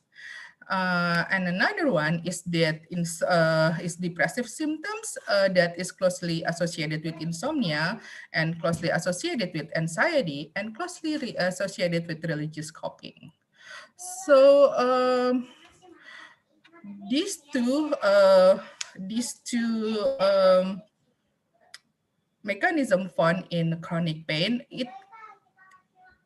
maybe it is related on how when chronic pain, when people having chronic pain is being intervened, it's not only the pain that is intervened, but there are also other things that are managed in that people, which is their insomnia, their depressive symptoms, and also their coping usually are also intervened in a way that insomnia and depressive symptoms would be tried to be lessened, and the coping will be tried to be enhanced. And then another conclusion that we can have from this study is that pain interference and depressive symptoms were found as central node on analysis. What does this tell us about? So it may tell us that when we are like doing an intervention, we might see that this we might specifically target the pain interference as well as the depressive symptoms, because those two will create a ripple that it could create ripple that affect others variables. And then pain interference at following time point was closely associated with pain interference at current time point, in which higher pain interference at this time is associated with pain interference in the future. So people assess, and then they are found to have high pain interference. It can be red flag for being more at-risk patients. So that's it. Thank you very much, and thank you for hearing my presentation. Thank you. Thank you, Dr. Sally. It is very interesting that our pain is being investigated. Hopefully, it will reduce our pain. Okay, the second presentation will be Professor Sandra Mulkens. Please join us, Professor Sandra. Hi. Good morning. Okay, good afternoon. thank you. Good morning. Please, you can show your presentation. Yes, I will. First of all, I would like to thank you very much for inviting me to this very interesting conference, this international conference. I'm very honored to be part of this today. So I'm now going to share my slides. Can you see it? Yes, very clear. Okay. Good. Yeah. Okay, so hello everyone. Welcome to my presentation. From wherever you are watching today, Indonesia or the Netherlands, maybe somewhere else, I will present a study that I collaborated, for which I collaborated with Professor Glenn Waller from the University of Sheffield in the United Kingdom. So we know that eating disorders are severe conditions with significant psychological and physical consequences. And therefore, it's extremely important that patients also receive the appropriate treatment for their complaints. And cognitive behavioral therapy, or abbreviated as CBT, for eating disorders has been investigated in many randomized controlled trials and also community studies, and has proven efficacious and effective. And therefore, the latest guidelines on eating disorders worldwide, they advise CBT for eating disorders, CBT-ED it's called, as the first choice of treatment for bulimia nervosa and for binge eating disorder, and also for anorexia nervosa. And also for use with similar atypical cases that do not meet the full diagnostic criteria. So, given that there are well-established protocols and guidelines for using CBT in eating disorders, it's possible to define best practice for these disorders as involving specific techniques, despite of the lack of dismantling studies in which all these techniques have been studied separately. So in general, we know that CBT-E should consist of some crucial elements. And in general, on CBT, we see that agenda setting is an important part, homework and discussing the homework. Weekly weighing is very important, food diaries and monitoring of eating habits. Those are general CBT eating disorder elements. And we also have specific elements for CBT for eating disorders, such as investigating thoughts around eating and food and weight, and exposure to forbidden food, and investigating the cognitions after exposure. However, despite of structured and helpful treatment guidelines being available worldwide, it has also been observed that they are underused. They're very much underused. For example, Wilson already in 1998 has observed that manualized protocols are underused in the treatment of eating disorders. And several other more recent studies, they also indicated that therapists routinely use less well-supported or under-evidenced approaches, despite they being trained in CBT. And Glenn Waller, my colleague from the UK, and his colleagues introduced the term therapist drift for that. And they indicated a therapist drift as a phenomenon where well-meaning clinicians, they're well-meaning, they are not they're not bad clinicians, but they want to do something good for the patients. However, they deviate from protocols using less evidence-based treatment techniques. And they also provided some reasons for doing this. So why do therapists conduct treatment, a therapist drift? And among those reasons are clinician anxiety. So the level of anxiety within the clinician, and they seem to be associated with poorer use of key CBT techniques, particularly those techniques that are behavioral in nature, such as exposure. And we replicated this study also in the Netherlands with treatment therapist drift among therapists. So after having investigated therapists' delivery of CBT for eating disorders, it seems also worthwhile to study the patient's perspective. So we are not talking today about the therapist perspective. We published that study, you can look it up. But now we will talk about the patient perspective regarding their CBT treatment. So in other words, if patients are being told that they are receiving CBT, what are they actually being offered? What do they get? And there are a few studies about the perspective of CBT, the patient perspective of CBT. There was one in bulimia nervosa, and there was also one in OCD, obsessive compulsive disorder. So that's not an eating disorder, but there was a study about the patient perspective of CBT in those patients. And I will first, both studies retrospectively assessed the specific content of the CBT treatment. So they interviewed patients about about what they received as a treatment. And both studies showed a mismatch between the psychological treatment that patients were being offered and what they actually received. And again, Glenn Waller and his colleague Natasha Cowdery, they researched this in patients regarding eating disorder treatment, CBT treatment and eating disorder specifically. And I will first summarize their results briefly.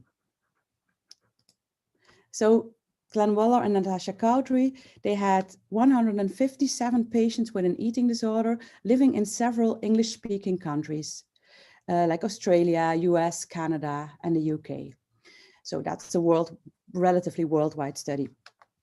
And they completed an online survey, those patients, and almost all patients were female with an average age of almost 26 years old. And the majority of these patients had anorexia nervosa. And the aims of that study were twofold.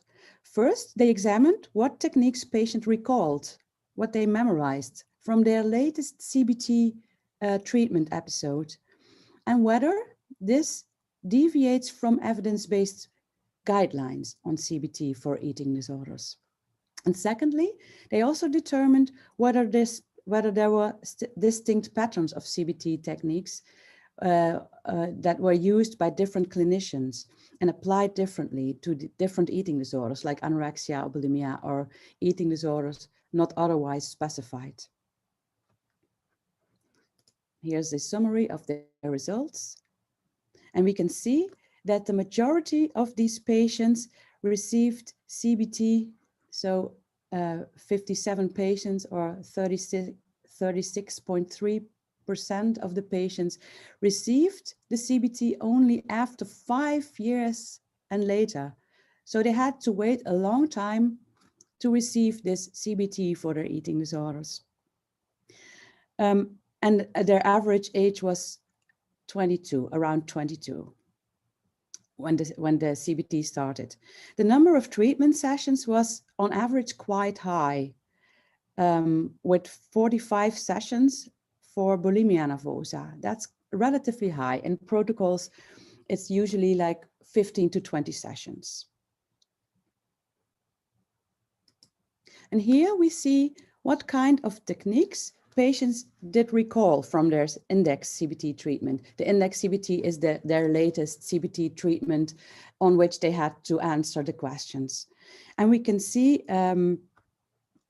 what techniques they recalled from their treatment. And the authors, Glenn Waller and Natasha Cowdery, they divided those treatment techniques in generic CBT treatment techniques. So homework, CBT formulation diagram, coping, thought records, the use of agenda setting, etc. So these are the generic CBT treatment techniques. And they also had eating disorder specific CBT techniques such as exposure, food monitoring records, etc., weekly weighing. And they also had unsupported techniques in those questionnaires. So the people who had to answer the questions, they did not know beforehand whether this was a CBT treatment technique or not. They just were asked, have you done this? Have you done this in your treatment? Have you received this or that? And among the unsupported techniques were, among others, mindfulness and relaxation, and just talking about the eating disorder, etc. And what you can see, what you can see here is that the percentage of the techniques that were used, that they recalled. And what you can see is there is a lot of techniques being recalled in red under the unsupported techniques as well. And we did this, we replicated this study in the Netherlands. So in Dutch-speaking countries, so the Netherlands and Belgium. And our main aim was similar to the first goal of the study of Natasha Cowdery and Glenn Waller. We investigated what techniques eating disorder patients recalled from their latest CBT treatment episode. And our study was ethically approved by our Faculty of Psychology and Neurosciences Ethical Review Board. And we collected data. We collected several data from our participants ranging from demographics and clinical characteristics and to more CBT content related characteristics. So we also asked them what techniques they recalled from their latest CBT treatment episode. And among those were, again, several generic CBT techniques, eating disorder specific CBT techniques, but also unsupported techniques. And they were just mixed, so people could not see any pattern in that questionnaire. So here are some results of this. The survey was activated by 369 individuals, of whom 1 did not read and or understand the participant information sheet, and 3 did not consent. 19 were under the age of 18, 13 had no previous therapy, 46 had no previous experience with CBT, and 163 did not complete the survey. So it looks a lot, 369, but only 124 appeared to be eligible for this study, but it's still quite some. They met the inclusion criteria and they completed the survey. So this is our table with inclusion, with demographic and clinical characteristics. Here we can see that our patients' mean age was slightly older than in the English study. Our patients were 29 years old on average, a bit older than the 22 years old of the English study. Again, most were female, most lived in the Netherlands, and anorexia nervosa was again the most frequent diagnosis, with almost half of the patients had that diagnosis. When looking at the other general clinical characteristics, we see that 42% had waited for 5 years or more. You can see that here, 52 of the patients, 42% had waited 5 years or more to first receive CBT for their eating disorder. The average starting age was 25 years, at which they started the therapy, and it ranged from 11 to 61 years. And the majority, 64.5%, reported weekly sessions, but the average session number again was high, 42 sessions on average.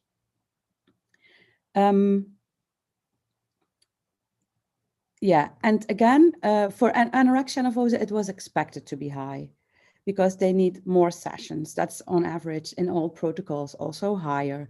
But for bulimia nervosa, it was larger than to be expected from evidence-based literature. And for BED, binge eating disorder, is quite a bit lower than for bulimia nervosa, with only 28 sessions on average. So the total number of sessions even ranged from 5 to 200 sessions. So there were individuals with so many sessions. Here, this is a large table, but I will walk you through it. Here we can see how our patients scored their latest so-called CBT treatment regarding provided technique and percentages, and a comparison with the original Cowdery and Waller study. So when you see it in green, we did better than the Cowdery and Waller study. When it is red, we did a bit worse. So wrap up, Professor? Yes? Yeah, would you mind to wrap up the presentation? Yeah, I'm almost ready. Yeah. So we also see that a lot of them got some unsupported techniques a lot more than in the original Glenn Waller and Natasha Cowdery study. Our conclusion is that about the recollections of the patients with an eating disorder are as follows. So the use of evidence-based CBT techniques varies widely. The techniques that patients most commonly recalled included well-supported techniques, but also methods that lack evidence for CBT in eating disorders, such as mindfulness, and the patient remaining largely silent, for instance. And of course, this study also has limitations. The most important ones are memory bias, and that's the ability of patients to correctly recall the requested info. And secondly, the study completely relies on self-report. We have reported today on the recollections of treatment components and clinical information that patients provided. We are not sure whether the diagnoses were adequately named or treatment components were adequately reported. But still, we do think that since our results are in line with the therapist studies, we have reason to think that evidence-based treatments, in this case CBT, are under-provided in daily care for patients with an eating disorder. Thank you very much for your attention. Okay, thank you very much, Professor Sandra Mulfons. It is very interesting to know how our patients, our eating disorder patients should get evidence-based CBT sessions in their treatment. So I haven't seen any questions here, but I would like to give some questions for Professor Sandra. One question is it, do you have any evidence-based treatment for Asian patients? Is it any different from maybe a European? That's a good question. I'm not very familiar with what CBT, how familiar CBT is in Asia. So maybe you also have some information about whether CBT is a technique that has been educated, that you are educated in, and that is that you can study for. I believe that that's the case, but I'm not really sure whether it's been how this is being conducted in Asia. So I'm very curious as well. Yeah, thank you very much. We do have some clinical psychologists who's doing CBT sessions, but not specifically on eating disorders. However, probably there are many clients in European countries or in English-speaking countries that are Asians, if you have the data. Oh, okay, yeah. So I'm not sure whether there are any Asian people in included in the data, because in the Netherlands and in Belgium, we did not ask for ethnic background in our studies. So we are not aware of any background. We just know that they were living in the Netherlands or Belgium in our study. And for a Glenn Waller study, they were living in Australia, Canada, UK, or the US, but they did not ask whether their participants were from Asian background or from Afro-American background. We do not know that, unfortunately. Yeah. So, do you think that they would that Asian participants would have had different report Delivery about that. Yes, probably. Maybe because it's probably not. They might think differently of the therapy and everything else. There's one more question for you on the chat room. By the way, I'm very interested in this part. So maybe we could somehow set up something to investigate this, because Asia and CBT and eating disorders is maybe some understudied still topic. Yeah. Okay. Thank you very much. There's one more question for you, Professor Sandra. Why the number of BED patients are significantly lower than AN and BN patients? Does that mean that it's easy to treat BED compared to AN and BN in the Netherlands and Belgium study? I understand the question. That is also strange to us, because I think that the BED patients number of sessions was even more according to the guidelines. It was a bit more than according to the guidelines, because that's also usually 20. But we thought that the BN, the bulimia nervosa number of treatment sessions was relatively high regarding the rest of because that also, in general, with 20 good sessions, you are quite underway in treatment. So the BED sessions were more or less okay, but the BN were quite high. Yeah. Okay. Thank you very much, Professor. Okay. Thank you very much for the discussion, Professor Sandra. Questions for Dr. Sally. I think Dr. Sally already answered that on the chat session. Is there any more question on Dr. Sally's research? Are these research still continuing? Because it's longitudinal study, Dr. Sally. Okay, so we just completed the last one, the last data collection, and then after this we will analyze the data more, and then after that we are planning to make an intervention plan for chronic pain patient, targeting the risk factors and the protective factors found based on our study, and then see how it will pan out. That will be done hopefully next year. Right, thank you. It's a continuing study, and I hope all the participants is still in for the longitudinal study all the way. Okay, thank you very much. We will complete this session. Thank you very much, Prof. Mulkons. Thank you very much, Dr. Sally, for the presentation and interesting discussion that we had. We will continue with a recess session for 5 minutes, and then we will continue with the moderator of Eka Gatari, and the speaker will be Martina, and for the next session. Thank you very much. We will see you another 5 minutes for the next session. Thank you, and see you again on the next session. Bye.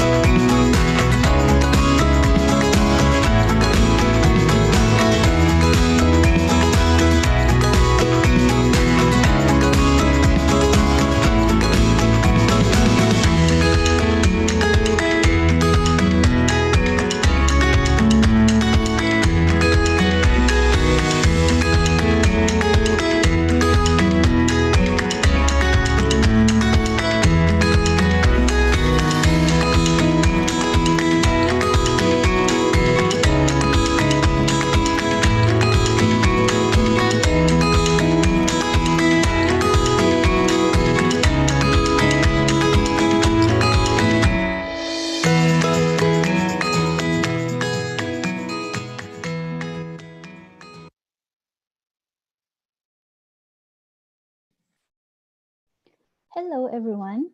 Welcome to the last plenary session in the Virtual Conference 2020. This last session will showcase experimental studies in the organizational settings.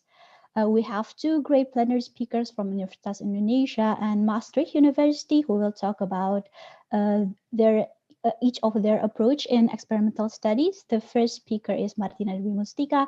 Mbak Tika is a staff member in the Industrial Organizational Psychology in the Faculty of Psychology, Universitas Indonesia.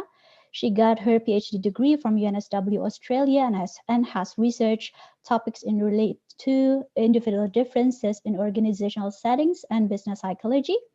The second speaker is Dr. Sher from Maastricht University. He is a staff member in the Work and Organizational Psychology section.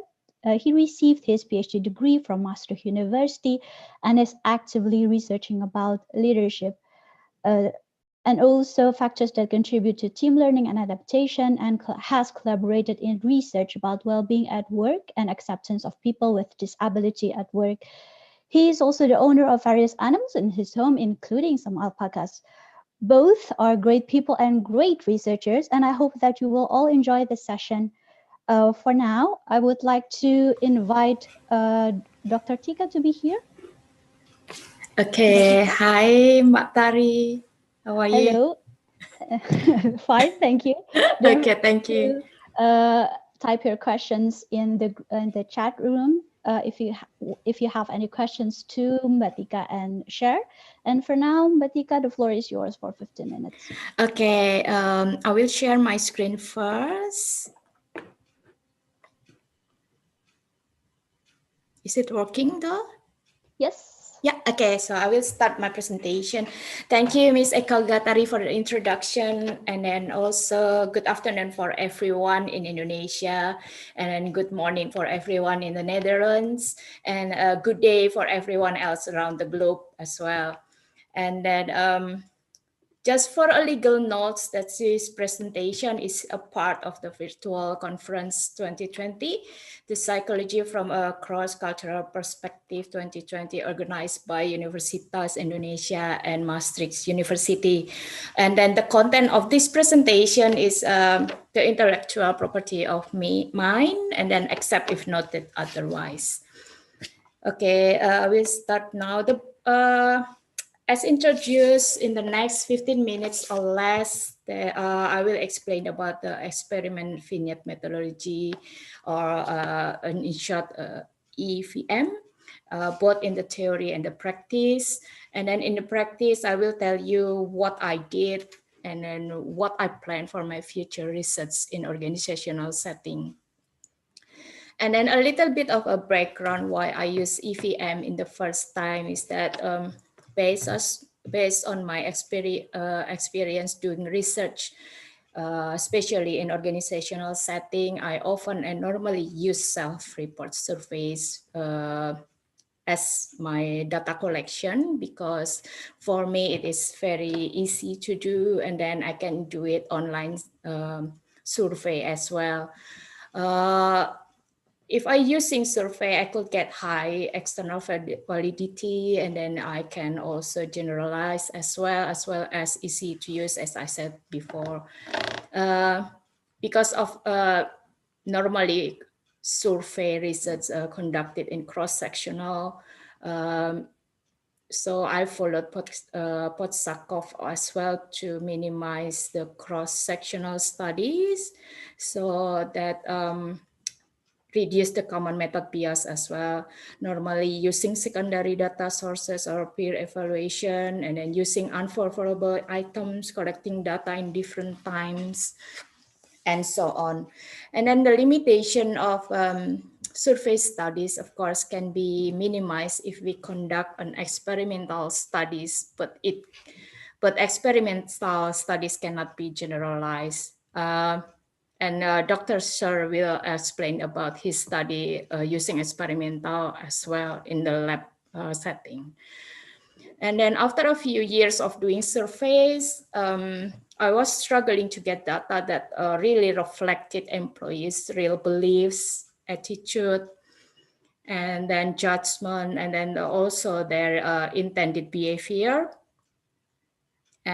Because I noticed that Indonesian employee normally only answer the survey in a favorable manner.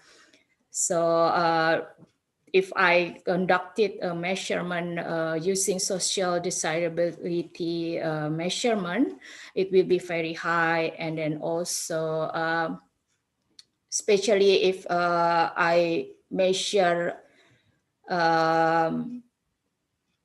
the employee, supervisor, and also peer. So the result will be very favorable and then positive, and then very rare that I got a negative review from the employee to their supervisor or their peers as well. And then also I find it is quite difficult to maintain participant attention, especially if I'm doing my research in a time lag methodology. So the second survey, I lost around 100 participants for the second one, and then the third one I lost again another 50. So it's quite annoying for me. And then finally, the scores obtained from them were also mostly favorable, as I said, because it's normally, if I use survey, it will be self-reported. And then I came across an article about using experimental vignette methodology written by Guinness and Bradley. And then they claim that EVM can be used to complement both experiment and survey methodology limitation. So the data collected using EVM can increase the interpretation of causal relationship here. And also while at the same time collected in the natural setting, just like when we did survey. So unlike using experimental methodology, data analysis can also be generalized, of course. And therefore, EVM has both external and internal validities. So I know I will explain about EVM in more details, just a short explanation though. So I got these theories about experimental vignette methodologies from Guinness and Bradley 2014, and also Altmuller and Steiner 2010. So experimental vignette methodology is a combination of traditional survey and a vignette experiments. So far, EVM has been used in many settings like marketing, health, sociology, psychology, and also in educational and training. But in organizational setting, to measure employee attitudes, beliefs, or values, something like that is rarely used. So far, Guinness and Bradley found it's only 300 articles in a reputable journals that use EVM. So the researchers using EVM normally use a carefully constructed vignette in the form of dialogue, narrative, pictures, audios, or videos. And then the vignettes present both explanatory and then contextual realistic factors such as object, a person, or a situation, or conflict that may happen in the organizational settings. And then those factors can be explicitly and also implicit. Therefore, two types of EVM are paper-people studies and policy capturing and conjoint analysis. People studies assessing explicit factor, and then policy capturing and conjoint analysis measuring implicit characteristic.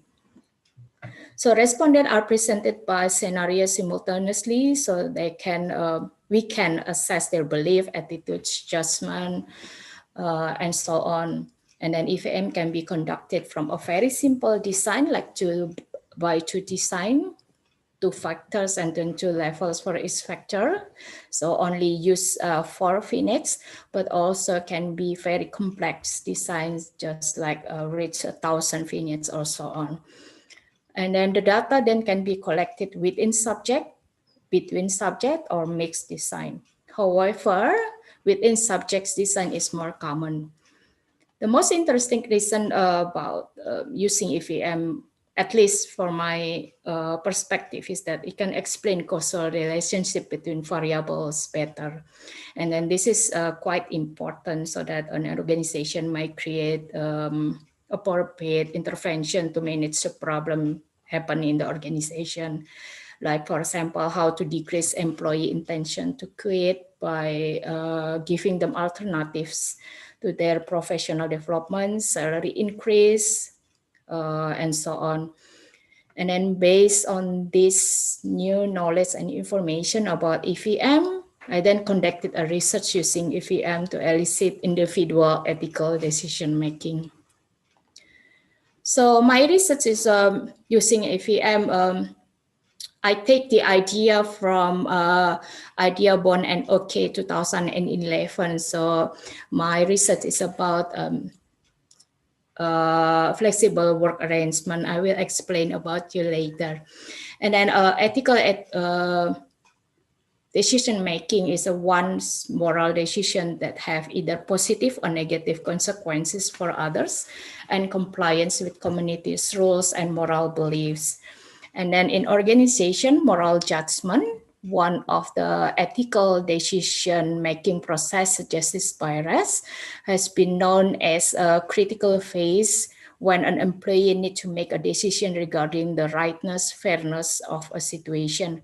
And then every employee in an organization must have an experience, must have one experience at least, and then or a situation where they need to make a moral judgment under a dilemmatic situation.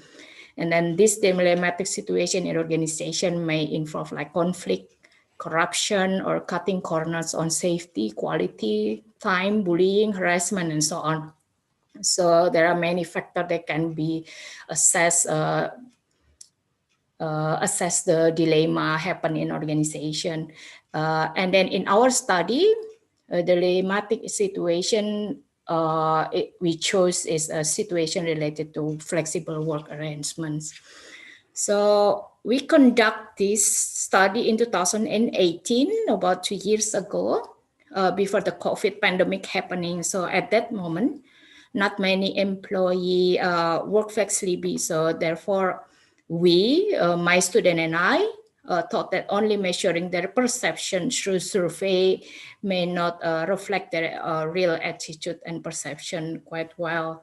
So the aim of the study was to see if the two types of flexible work arrangements, that is flexi time and telecommuting, and two types of organizational culture that are innovative and supportive culture predicts individual ethical decision making. We were interested in this matter to know as well as if Indonesian employees able to make an ethical decision without any supervision from their boss or their peers. So as you know, if you work flexibly and then we work from home just like we did now, there is no one will supervise your work. So at that time, we think that measuring this flexible work arrangement and then organizational culture in investigating individual ethical decision making may be appropriate. For this purpose, we create 4 narrative. So a long story as a vignettes based on Steiner et al. Procedures. And then the results so far in line with the previous studies that EVM can compare better individual ethical decision-making that use self-report surveys. We found it because respondents or the participants of our study, there are 225 persons, do not have to answer based on what they feel or they perceive, but they answer based on the vignette that we gave it to them. So this is then, in my opinion, especially may reduce the chance of the participants to give their answer based on social norms. So the social desirability result is quite low. And then this is quite common happens is Indonesia is categorized as a collectivist society where people are expected to belong to a certain group. So when they assess their supervisor, for example, they will mark them quite high as well. Our research gave a preliminary evidence that the benefit using EVM to capture employees' intention and then judgment and then perception. But we also find that most research participants may not want to read long stories or vignettes. So we found using attention checklist that they didn't answer the question quite well. So we dropped around 500 people. So the total participant that we got is around 1,000. But the one that really answer and then really read the vignettes is quite low. It's only 225. So we only use that data to for our analysis. So I think we should also be cautious in planning the design as well, since the study might be too simple or maybe too complex as well. But I believe we should keep conducting EVF research to confirm that EVF is able to help us as a researchers to get more real data in predicting behavior, especially in organizational setting, as it has not been used by many researchers yet. I'm currently doing my next research using EVM to capture about moral contagion. So we haven't started yet, but I think using experimental vignette methodology, we can capture what is real feeling of the participant as well. And then, well, that's it. This is all references that I use for this presentation. And then thank you. Back to you, Mbak Tari. Thank you very much, Batika. The next one is Cher. We will hear the next presentation about adaptive leadership, but also using experimental studies. I would like to invite Cher here. The floor is now yours, Cher, for 15 minutes, please. Thank you very much. I will start sharing my screen. Could you go? Oh, I start at the end. That's probably a bit too early. Could you confirm if you can hear me and see my screen? Yes. Yeah. Okay. Perfect. Thank you. Yeah. So I think I nicely complement the presentation of Martina by now presenting a study about an experimental method, so a laboratory experiment. So a little bit of a different side of the method, and I think one reason to follow up a little bit on Martina's comparison between the methods. One reason why I like to do experiments is because I like to see real behavior. So I like to videotape my participants. In my case, these are mainly teams and leaders, and really see what they're actually doing. And I think that's one thing that experiments in the lab have that is difficult to achieve in the field, that you can really get at the behavioral level itself and really observe that. So this is a study about adaptive team leadership. It's by my team. So I've done this together with Ramon Rico, Mary Waller, and Marie Thomas. And just to start a little bit with the theoretical background, when teams operate in dynamics, so in changing context, when the situation changes often for teams, they have to balance two requirements. On the one hand, they sometimes have to be very efficient. So they have to be fast and do their work well and quickly. On the other hand, they sometimes have to be very flexible. So they have to be able to change their procedures and come up with new ideas and be creative. When the context is relatively simple and relatively routine, that means that efficiency is important, speed is often important, and then the teams can achieve this by engaging in routines and routinized interactions. So doing things the way they've always done things, and that's easy, then everybody knows what to expect and they can quickly collaborate with each other. That means that they can engage in implicit coordination. They don't need to explicitly talk and discuss their actions before they coordinate and decide who does what. On the other hand, when the situation is more complex and non-routine, then decision quality is much more important. Then it's more important to find a good strategy, to know what you have to do. For that, deep information processing is important. So together, taking into account all relevant information and chewing on this information and therefore making the optimal decisions. And this also requires explicit coordination. So to coordinate the actions of each other by explicitly deciding who does what, etc. So that applies that teams have to be able to switch between different modes of operation. On the one hand, in simple situations, they have to have this efficient processing. On the other hand, in complex situations, they have to have more of this flexible processing. And previous research shows that leadership plays an important role in helping teams to switch between this, to adapt to different ways of working together.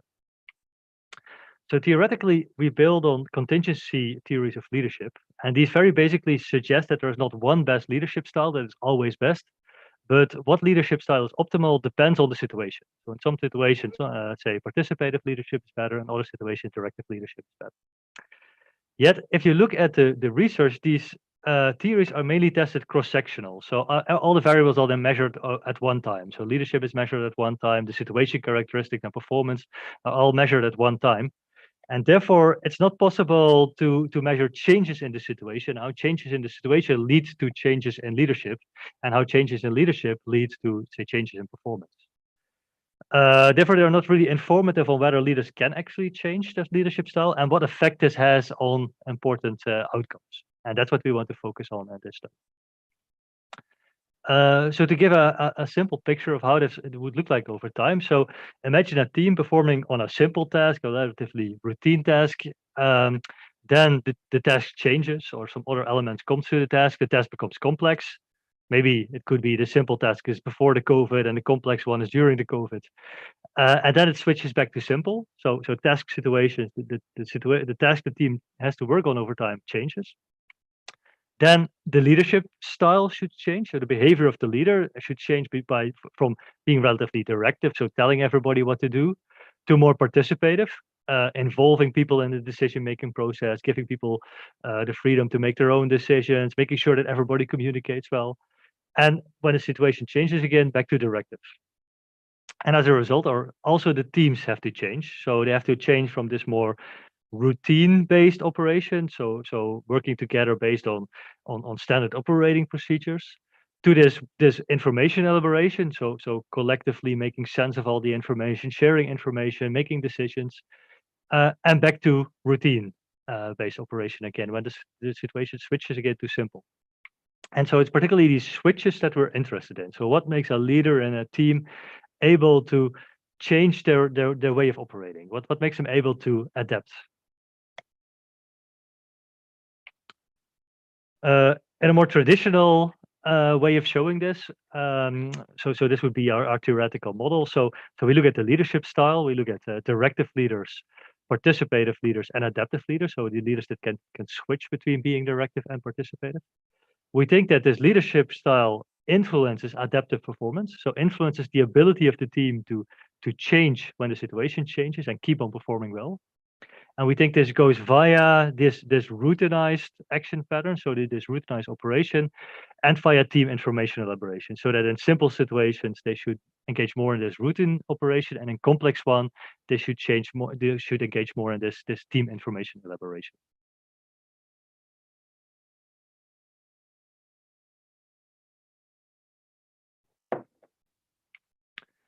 So how did we do this? So it's a laboratory experiment. We had a sample of 94-person teams. We have 3 experimental conditions. So we trained the leaders of the team to behave in a certain way, to be either directive, participative, or adaptive. And we have a number of measures. So we have an objective measure for team performance over time. We measure communication, and we measure the routines. And I will explain a little bit in a minute how we measure these routines. So this is the design. The 3 lines are the 3 conditions, directive, participative, and adaptive. And the other ones are the tasks they do over time. So on the left side, you see they start out with a role training. So everybody individually gets to learn their role within the task. Then they have a training phase. And then we have a number of scenarios. So two simple scenarios, 3 complex scenarios, and then 3 simple scenarios again. That allows us to see how the team switches between these different scenarios. So whether they are able to adjust over time to the type of scenario they are facing. The task we use for it is a computer task. It's called a Network Fire Chief. It's a firefighting simulation developed in Australia for training and investigating decision-making in emergency wildfire scenarios. And the computers are linked to each other, and in essence, they play this simulation together. The team members have individual roles and expertise. So there are 4 people. There's 1 leader, the 2 people operating the vehicles, say the fire engines and the helicopters, and there's 1 team member responsible for the resources, say the water and the fuel. So they really have to work together very independently in order to get the work done. So for instance, the resource member has to supply resources to the other member. So we can really ensure that it's a team effort. We videotape these teams when they are working together on this task. And then afterwards, from these videos, we coach the communication of the team members. So we exactly code at what time. You can see that in the bottom here a little bit. The leader does what? For instance, at 14:14, the leader shares information. And then the leader gives a command, and then maybe somebody else asks a question. So we really get a timeline of all the behaviors that occur within this team during all these scenarios. And we also look at these routines. So for that, we use the actual behavior the team members use, so the actual movements they make in the simulation. We also put these on a timeline. So in essence, all these letters you could see as individual behaviors. And then we use an algorithm that looks at whether certain behaviors occur more than chance. For instance, every time the leader moves a vehicle, somebody else will refill it. So that would be A and B. And if these occur together more than chance over time, the algorithm will recognize it as a routine, and also will recognize more complex routines. And this way we know all the routines the teams use, but we mainly use this as a measure of the routineness, so the extent to which they use routinized performance in the different scenarios. And then coming already to the results. So we have performance. So here you can see performance depicted, and we have it over time because we have these 8 different scenarios. And as I indicated before, so we're interested in when the team switches from simple to complex. So you can see here, they first have 2 simple scenarios and then 3 complex scenarios. So we are interested in this switch. So are the teams able to change their ways of working together when the situation switches from simple to complex? And are the teams able to change back again to simple? So when after these complex trials have ended and they get simple once again, are they able to switch from this complex to simple? And so what you see here are the 3 different conditions, the adaptive, the directive, and the participative. You see that in the simple ones, the participative are slightly worse than the other 2, which also makes sense because teams with participative leaders, they tend to discuss a lot, involve all kinds of information, whereas in very simple scenarios, it's often not about discussing, you just have to effectively do the task. So discussion can actually be sometimes even be a bit detrimental to working well. But then what they're mostly interested in is this middle part, this switch from simple to complex. And what you see here that in the initial scenario, there's not real much difference. So everybody's a little bit surprised. Everybody has to adapt, to adjust at the beginning when the situation changes. However, what you see then is that the teams with adaptive and participative leaderships, they increase their performance much more quickly than the teams with the directive leaders. So the slope of performance, the increase of performance is much more steeper. So you see that the teams with directive leaders have trouble. The directive leaders have trouble switching to these complex situations. And looking more deeply at the data, also we see that this is mainly due to the fact that these teams are not able to switch to this elaborate information processing mode where they all share information. So they stay a little bit more in this routinized information processing. And then the second switch, so the switch back from complex to simple, here you can see that it is, again, the adaptive teams which perform better, also a little bit better than the directive teams, but this is not significant, but they clearly perform better than the participative teams.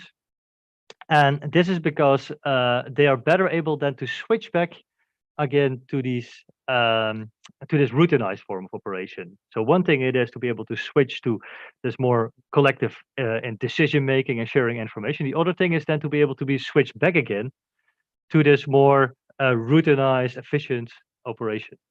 So what we really see is that overall these adaptive leaders are better because they're better than the directive teams in switching to complex, and better than the participative teams in switching back to simple situations.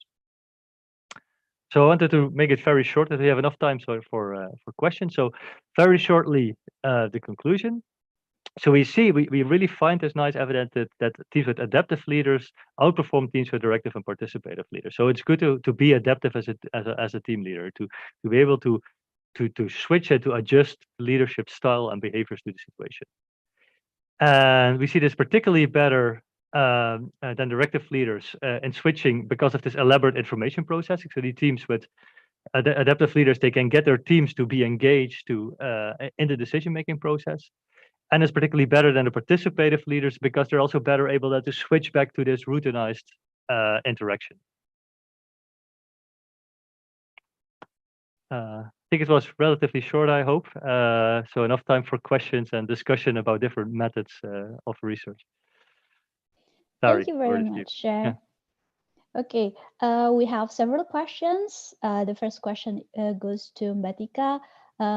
There's a question: how do researchers overcome or address cultural differences in ethical decision-making research conducted on organizational leaders from several regions in a country with different cultures, such as Indonesia, or in several countries with different cultures? Mbak Tika? Yeah, thank you. Thank you for the question as well, Yanti. In my opinion, then we can address the culture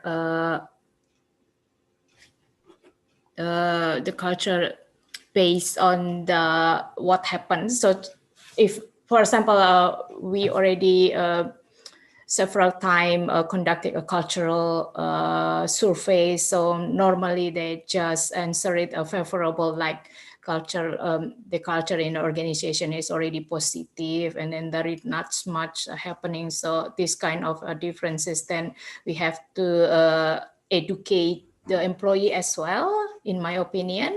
And then based on my experience as well in Australia, then each organization then educating the employee very well, like quite often about the value of organization. So these differences like diversity, according to like in Indonesia, like from Padang, from Jawa, have different attitude, different way of talk, something like that. So we can address, and then there is to minimize stereotype as well. I hope it answers the question. Okay. Thank you very much. In related to that, Cher, do you think that experimental studies in the lab has more limitation in regards to cross-cultural type of studies? Yeah, I think probably the way it's mostly done, I would say yes. Of course, because what you usually do is you take people from one setting. We take people from Australia and Maastricht for this study. Technically, you could, of course, overcome this by having a number of labs all over the world and trying out different how a study would work out in different settings, which would be very interesting as well. What you see sometimes is I've seen some nice meta-analysis, so where they take many studies which study more or less the same effect, and then but done in different countries. Say if you would have some studies in Indonesia, some studies in the Netherlands, if you all throw these together in a meta-analysis, you can of course also see if some of these effects are different in different countries. So there's also one way to do that, to look at that. But individual studies, hardly, it's very difficult to take into account cultural effects, because even though we have a relatively international group of students, often I think it's still they're all students, they all study here, so they are still a little bit homogenized in terms of culture. Okay. So you either have to actively do a study in several countries, or look at meta-analysis to really look at the cultural difference. Okay. The next question is for Mbak Tika again. How do you measure attention checklist? How do you make that attention checklist for your VNet?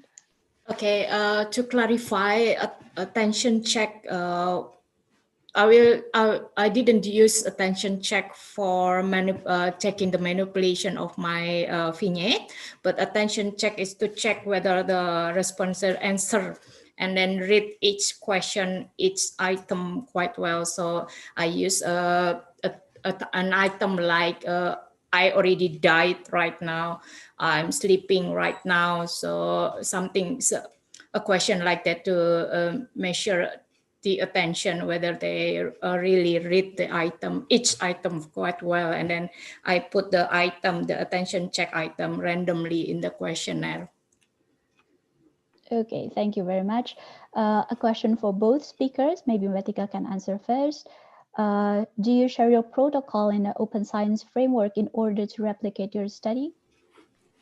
Yes, I did. For these studies, I did, but I still close it for the time being until my research is published. So I choose that way. Okay, sure. How about you, Cher? Do you share a Yeah, protocol? for me, it's a bit similar. So we put everything afterwards in accessible, freely accessible databases, but only after it's published. Yeah. Okay, thank you very much. Last question before we close the session for both speakers. Do you have Cher, you prefer to do some lab experimental studies compared to Fignet? I would like to ask your opinion about whether do you think that lab studies have some kind of more things to look at compared to Fignet, and for Mbak Tika, do you think that Fignet can have more kind of positive things to have compared to the lab studies? But first, Cher, may you answer first? Yeah, I think Martina gave a very nice overview of pros and cons of different studies. Although I thought she said no generalizability for lab studies. I think that was a little bit too strong. Maybe I would say limited generalizability, because I do think to some extent they generalize. But I do agree that lab studies give kind of a first indication that an effect could be there under some circumstances, and that doesn't really mean that the effect would actually be there under all circumstances in the field and in real life. So it's more kind of a first test of an idea. But as I said, what I really like in the lab is, yeah, first of all, this possibility to draw causal inferences, and second, this possibility to really look at real behavior, and that is something I think that the vignettes again are a little bit a drawback of the vignette studies, because as Martina said, you can look at judgments, you can look at attitudes and beliefs, but not whether these translate in actual behaviors, and that is something again that you can nicely do in the lab. And it's also something that's more difficult, I would say, in survey data. So the option, we haven't had any proponents in our session today. Although I do know that some people really also go into the field, for instance, with cameras and videotape leaders, etc. So actually there is, but it's much more difficult. So yeah, I think studies have to complement each other. You don't want just one finding from an experimental lab. You want preferably do vignette studies and lab studies and survey studies, and then together you can make the more informed conclusion. Okay, thank you very much, Cher. Mbak Tika, how is your opinion? Yeah, I agree with Cher, but in my position, because if I'm doing lab experiments, quite expensive for me, so that's why I try to find to complement what is lack in the survey methods, and then what is good using vignette. So because I try to find a grant, but it's quite difficult to get a very big grant to conducting a lab experiment as well. So in my opinion, in my position right now, using vignette is more valuable for me. That's it. But I agree with her though. Yeah, but we cannot do everything all. I mean, I don't have the time to do vignette studies in addition to that. So I very much understand that indeed. Yeah.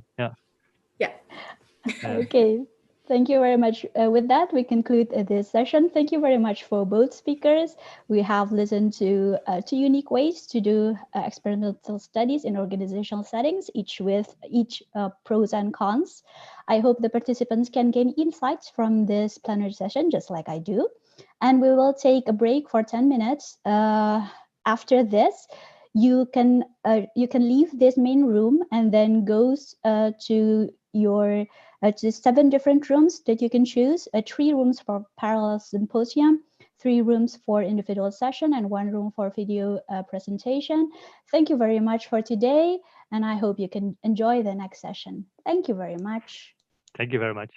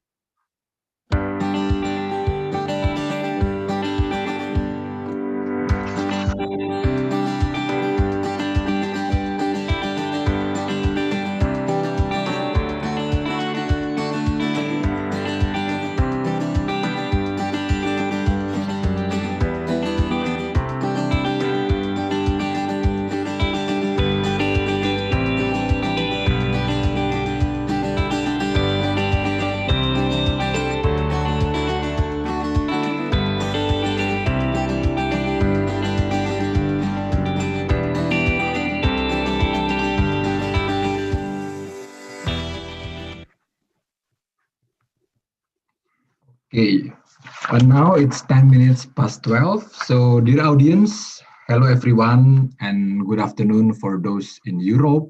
Good night for our colleagues in Jakarta or other Asian countries, and good day from wherever you are. Highly appreciated for your attendance here from wherever you are across the globe. And welcome back to the main room of the Virtual Conference 2020, Psychology from a Cross-Cultural Perspective. Soon, we will start the second keynote speaker session delivered by our distinguished speaker, Professor Henry Oetgar, entitled Legal Psychology in a Cross-Cultural Context. First, I would like to greet Professor Oetgar. Hello, Professor Oetgar. Good afternoon. How are you? Hello, Niall. Doing quite well. Great. Good to see all of you here. Yeah, we can hear your voice clearly and very excited to have you in this session. It's an honor to have you here, and thank you for being here and sharing your insightful knowledge for all of us. And for me personally, it's an honor to introduce Prof. Oetgar, who also is my PhD supervisor. Prof. Oetgar is a professor in legal psychology from Maastricht University, the Netherlands. He also is a research professor at the Leuven Institute of Criminology under the Faculty of Leuven, KU Leuven, Belgium. As we all know, he published a lot of insightful papers in highly prestigious and impactful journal, mainly on the topic of memory in the legal context. And this is the most interesting introduction part of Professor Oetgar. Besides his life as a devoted academician, he's also, let's say, a professor in Pencak Silat, the Indonesian traditional martial art, which we as Indonesians put highly respect in their effort to preserve our cultures and tradition. Okay, let's start. And for the audience during the presentation, please feel free to ask by typing your question in the chat box. Without any further ado, Prof. Oetgar, please, now the screen is yours. Thank you so much, Nel. What a beautiful introduction. Professor of Pencak Silat, that's the best introduction ever. Thank you so much. Let me enlarge my screen and hopefully everyone, yeah, can you still see it? Yes. Okay, perfect. So again, thank you, Nel, for the very nice introduction. Really nice words, and just that you know, I'm very proud of you being my PhD student, and I will say something about this as well in a bit, because today we'll talk about legal psychology from a cross-cultural perspective. And the aim, of course, also of today was to have a virtual conference on psychology from a more cross-cultural perspective. And I think we succeeded in many ways. We succeeded in this by having two different universities, one from the Netherlands, Maastricht University, another university from Indonesia, University of Indonesia, and the Faculty of Psychology to host together a symposium and conference on psychology. I think this already shows the strong collaboration between each other. But just for the ones who perhaps do not know, this collaboration between Maastricht and Indonesia, let's say the faculties of psychology, it actually started with Nael, the moderator of today. And I think it is important that people know about this, because I hope that this collaboration will, of course, continue for many years onwards. And Nael actually started at Maastricht as a master's student in legal psychology and is now doing indeed a PhD in the area of legal psychology. And he really initiated this collaboration, and I'm very honored that we can have this conference, but also that we have now an official agreement between the two universities. It really shows that from two different cultures, we can still meet and organize stuff on a teaching base, but also on a research basis. So for me personally, this cross-cultural aspect is highly important.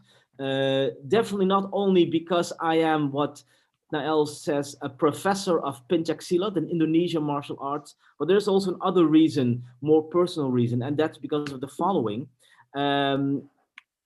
Sorry, this is a picture or pictures of my grandfather and grandmother many, many years ago. Unfortunately, they passed away. And just if you just look at their face and look at my face, you can see that we are quite different from each other. But still, they are my grandfather and grandmother, and they are from Indonesia. They are from Indonesia. My grandfather was Indonesian, my grandmother was Indonesian and half Chinese. And as Nael knows and many others know, I highly value and deeply respect my Indonesian part in my blood. And already from a young age, I found it very important to learn from the different cultures, the Dutch culture, but definitely the Indonesian culture.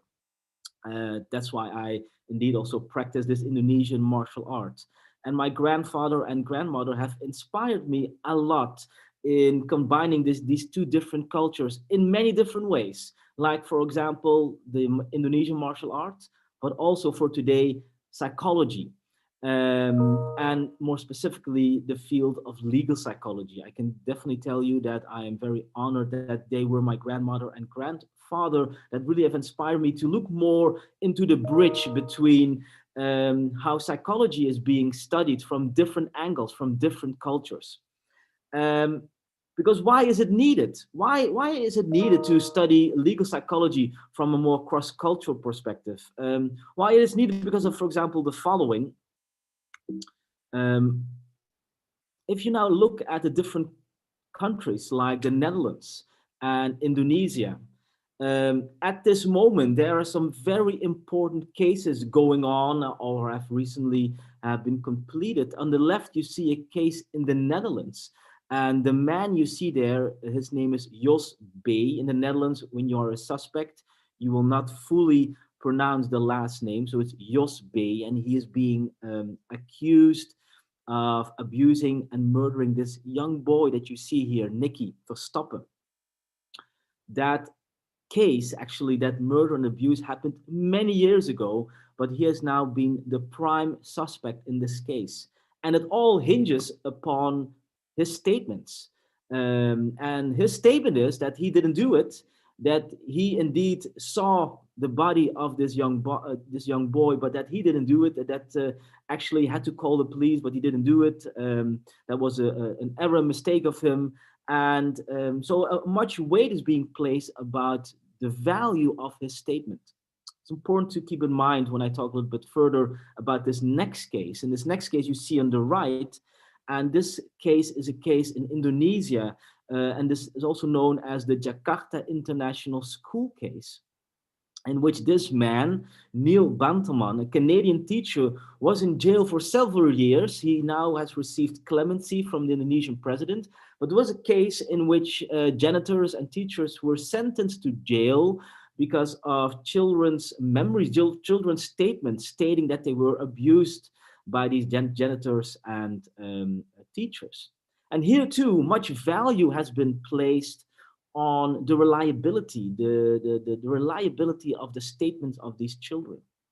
So why is a cross-cultural perspective then needed? It is needed because I think if you look into the realm of legal psychology, you see different aspects. Legal psychology is a broad field, and here are some important aspects in legal psychology. So legal psychology studies things like eyewitness memory. So how reliable are these statements of people who are eyewitnesses or victims or suspects? It talks about investigative interviewing. How do you talk and interview suspects, interview witnesses, etc. But there's also an area in which people examine issues like the detection of deceit, decision-making and bias in the courtroom, and how experts behave in the legal arena. A various branch of disciplines in this field of legal psychology. For today, I will mainly talk about these two fields from a cross-cultural perspective. And because why is it needed? Because if you look at these different cultures, different legal jurisdictions, you can say that the reliability of statement is important for legal decision-making in jurisdictions across the world. So it's not only relevant, for example, in the Netherlands, but it's also relevant, as you can see, in other countries like, for example, Indonesia. Because in many of these cases, when, for example, a judge has to make a decision, they will base their judgments on the validity, the accuracy of the report of a statement of a child or an adult victim or a suspect. So in many cases, these statements are highly important for legal decision-making. However, what the interesting thing is, I think, from a cross-cultural perspective, is how people come to these statements. How do people report these statements? And that, in fact, might be different across the world. And actually, that's something we do not know a lot about at this moment. And that's something that I want to bring your attention to today. So there's also another reason why cross-cultural perspective in legal psychology, but also psychology in general, is needed. So there's been quite some attention about research in psychology and on which populations this research is being done. And this research is mostly being done in what is called weird countries. And I guess you have heard about this during this conference already. Weird countries are Western, educated, industrialized, rich and democratic societies, countries. And most of the research in psychology has been done in these countries. Because in other countries, they use the knowledge from the publications in these countries with the implicit assumption that you can just easily translate and generalize findings from a certain population, certain country, certain culture to another culture. And I think that's not warranted. And indeed, if you look at other research and other papers, like, for example, this paper, published by Daniel Simmons, Shoda, and Stephen Lindsay, they came up with this idea that there are constraints on generalizing findings from a certain study. So if, for example, you do a study in a Dutch population, can you then just immediately generalize the findings from that study to, for example, a Chinese or an Asian or another culture? Is that possible? And I think it's not immediately possible. You should also devote attention in your paper what the limits are of your generalization. And I think one limit is that we don't know a lot about this cross-cultural perspective, even in psychology in general, and certainly from a more legal psychological point of view. In this talk, I will more specifically talk about this legal psychological aspect from a cross-cultural perspective, and will mainly focus on certain aspects of legal psychology. And I will talk about the cultural foundation of memory and statement validity. And I will talk about some research that we have done on false memory formation from a cross-cultural perspective, and investigative interview. Colleagues also in the field also are here today who have a strong interest into this field and want to do more about this. So let's talk about statement validity. What do we mean with statement validity? And if you think about what statement validity is, it's already a term that is not being used in the most strict sense in the field, but in the loose sense, we mean that if, for example, a victim, a witness, or a suspect comes up with a statement, then the question is, do these statements refer to an experience that he or she really had, or is it a false experience and a false statement? And so we're looking at if these statements refer to an authentic experience. And if you then look into the literature, how statement validity is defined, you can see that you then have to distinguish between different concepts like accuracy, completeness, and consistency. And Nurul Albiyah, who is actually a lecturer from UI, the Faculty of Psychology, and now a PhD student in Maastricht, she made this really nice model to show the relation between reliability, validity, consistency, accuracy, and completeness. And what she shows the following is that often people talk about the reliability of testimonies. So whether these testimonies reflect an event that really happened. But this is actually a legal psychological term, or more legal term, while actually what people are referring to is validity. So that's why I use the term statement validity, whether the statements really refer to an event that this person really experienced. And if you then a little bit look at what these terms can mean, it can mean accuracy, whether the details of that statement really reflect what happened. But it can also refer to something like consistency. If you report a detail at time 1, will you report that same detail at time 2? But it can also refer to a little bit completeness. Is it a statement that consists of many details that this person experienced, or are there a lot of gaps, omissions in that statement? And all of these terms are highly important if you talk about the issue of statement validity. And why is it important? Because if you look at statements, these are not necessarily memories. So people try to retrieve events from their memory and then make a report. But this making a report is not the same as having a memory. You can have a memory of an event, but you can decide what you want to report about this event for various reasons. And one of these reasons could be cultural differences or cultural aspects, which might make you report or not report certain details. And that, again, is something that we don't know a lot about in the field of legal psychology. And an important distinction also is that if you make a statement, these statements can refer to memories that are true, that you have really experienced, but they can also refer to memories about non-experienced details, which are false memories. And many of us, if not most of us, all of us, we have false memories, sometimes even on a daily basis. And in the upcoming talk and upcoming slides, I will show you some recent research on false memory formation in different cultures. But let's first talk about this cultural foundation of human memory. And there has been a recent beautiful review paper by Qi Wang, a professor at Cornell University, who has done a lot of work on how culture can shape memory in general. So not from a legal psychological point of view, but more from a psychology point of view in general. It's a beautiful paper. And what she has shown is, for example, the following. She has this beautiful, she made this beautiful figure in which she shows the different memory process that we all have, like reconstructing an event, the representation of an event, the encoding of an event. So we have all of these memory processes, and they are quite alike in many different cultures. However, what dictates how our memory can work and what we report are often cultural systems, which you can see in the bottom of this figure. So in many cultures, there are certain rituals or customs or norms, and these different aspects in the culture can make you report or not report certain details, although you might have a memory of it. So to give a concrete example in the legal psychological field, for example, in the Netherlands, if you have experienced a very horrible event such as sexual abuse, especially in this time of this Me Too movement, so more attention to sexual abuse victims, it might be quite likely that victims will come forward with what happened because they think it's very important to come forward in a very traumatic event. That's something that you also see in many of these cases now in the news, in which famous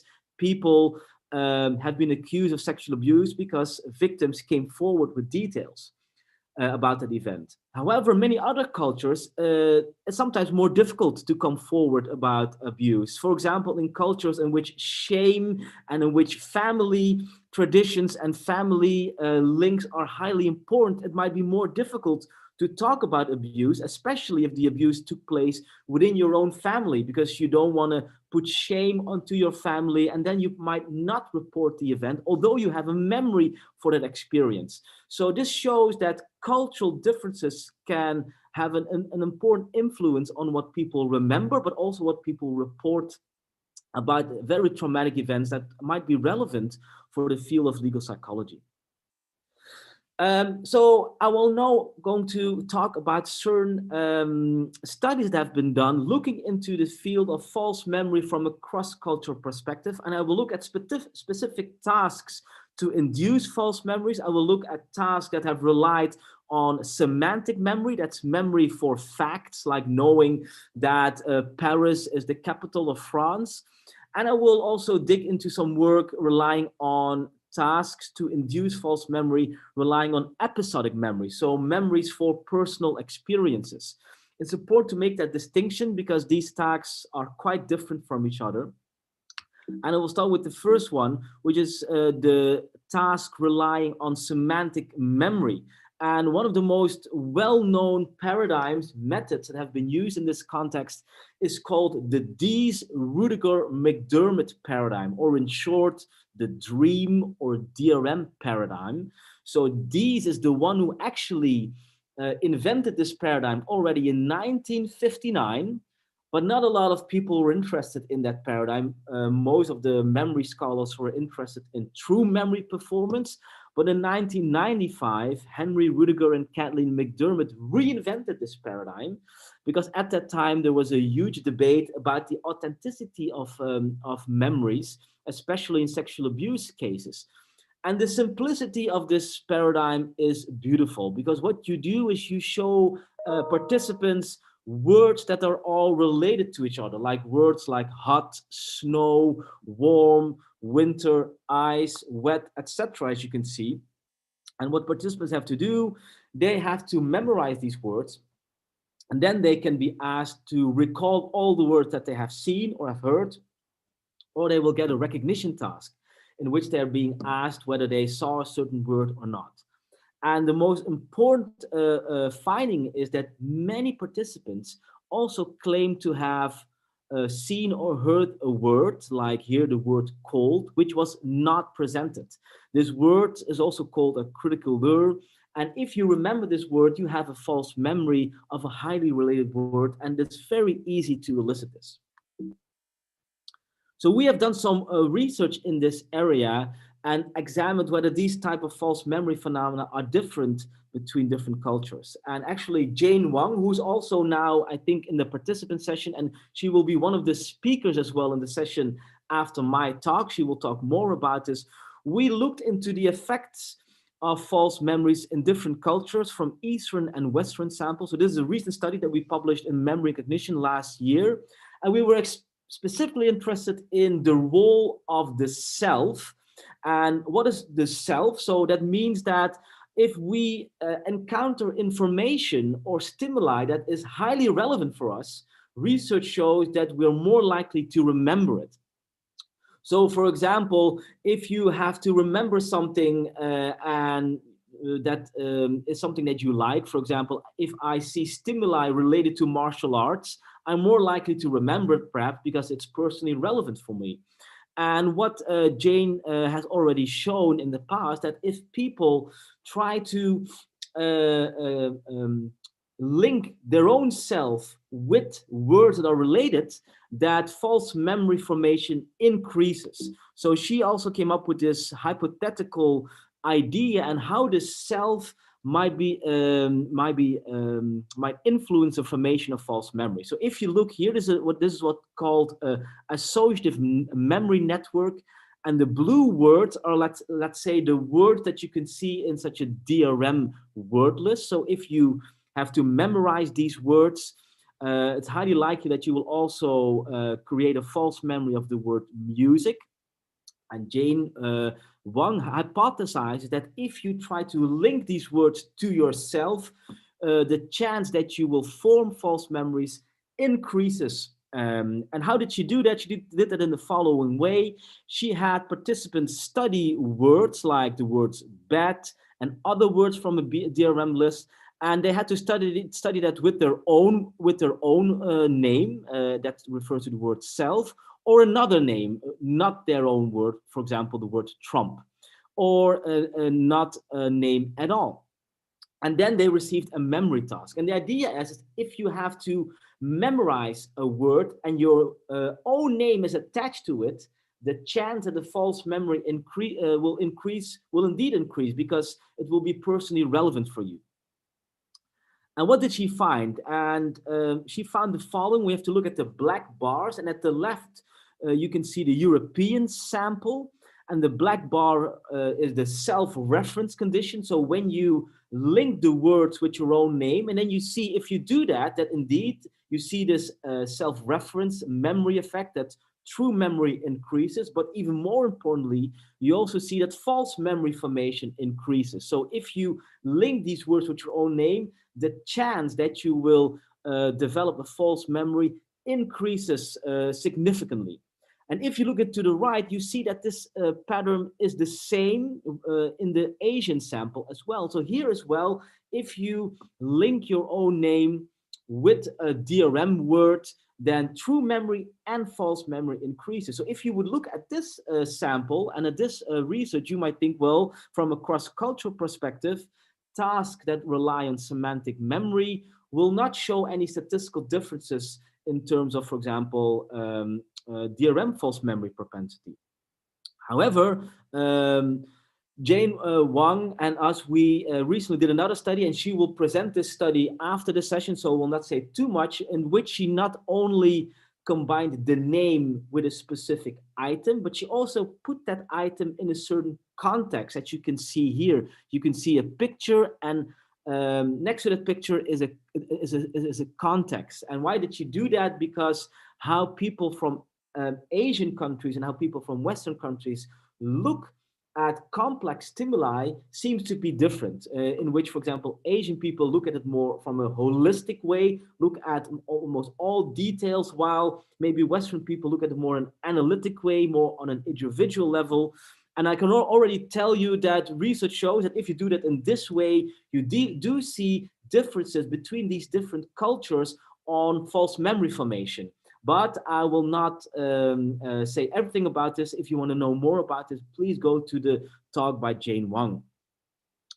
So there are, of course, also tasks that rely on more episodic memory. And most of these tasks to induce false episodic memories, they use external suggestion. So an external suggestion means that someone tells you that you experience something which in fact is untrue, or you will get information, a statement containing details which aren't true. So using some form of suggestion, you can create false memories.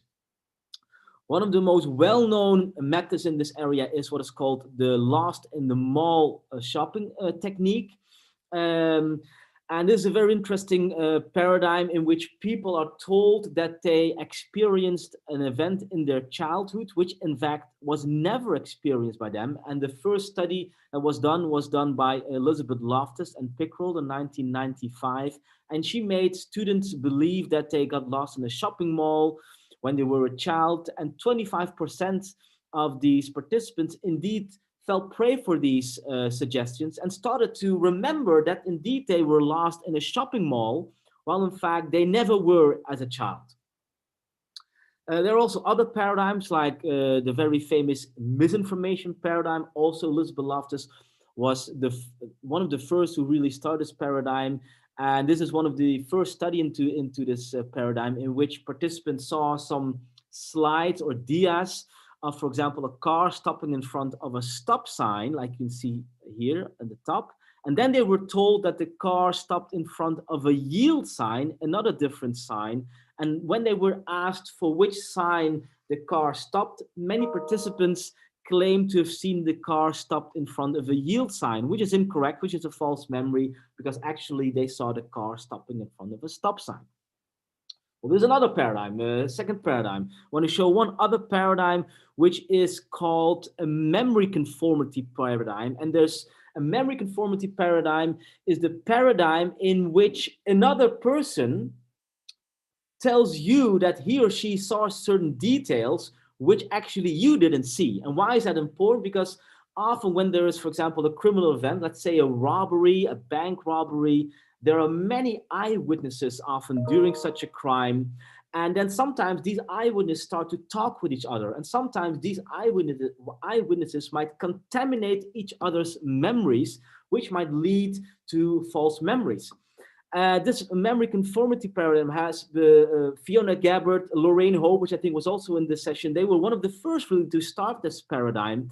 And there's a certain variant of this paradigm called the Mori technique, which is actually very interesting. They use all kinds of technology in which people look at a certain stimuli, but using technology, they see different details in that stimuli. And then when they talk to each other, they really think that they saw these details while the other one didn't see this, and they influence each other's memories, which can lead to these memory conformity effects.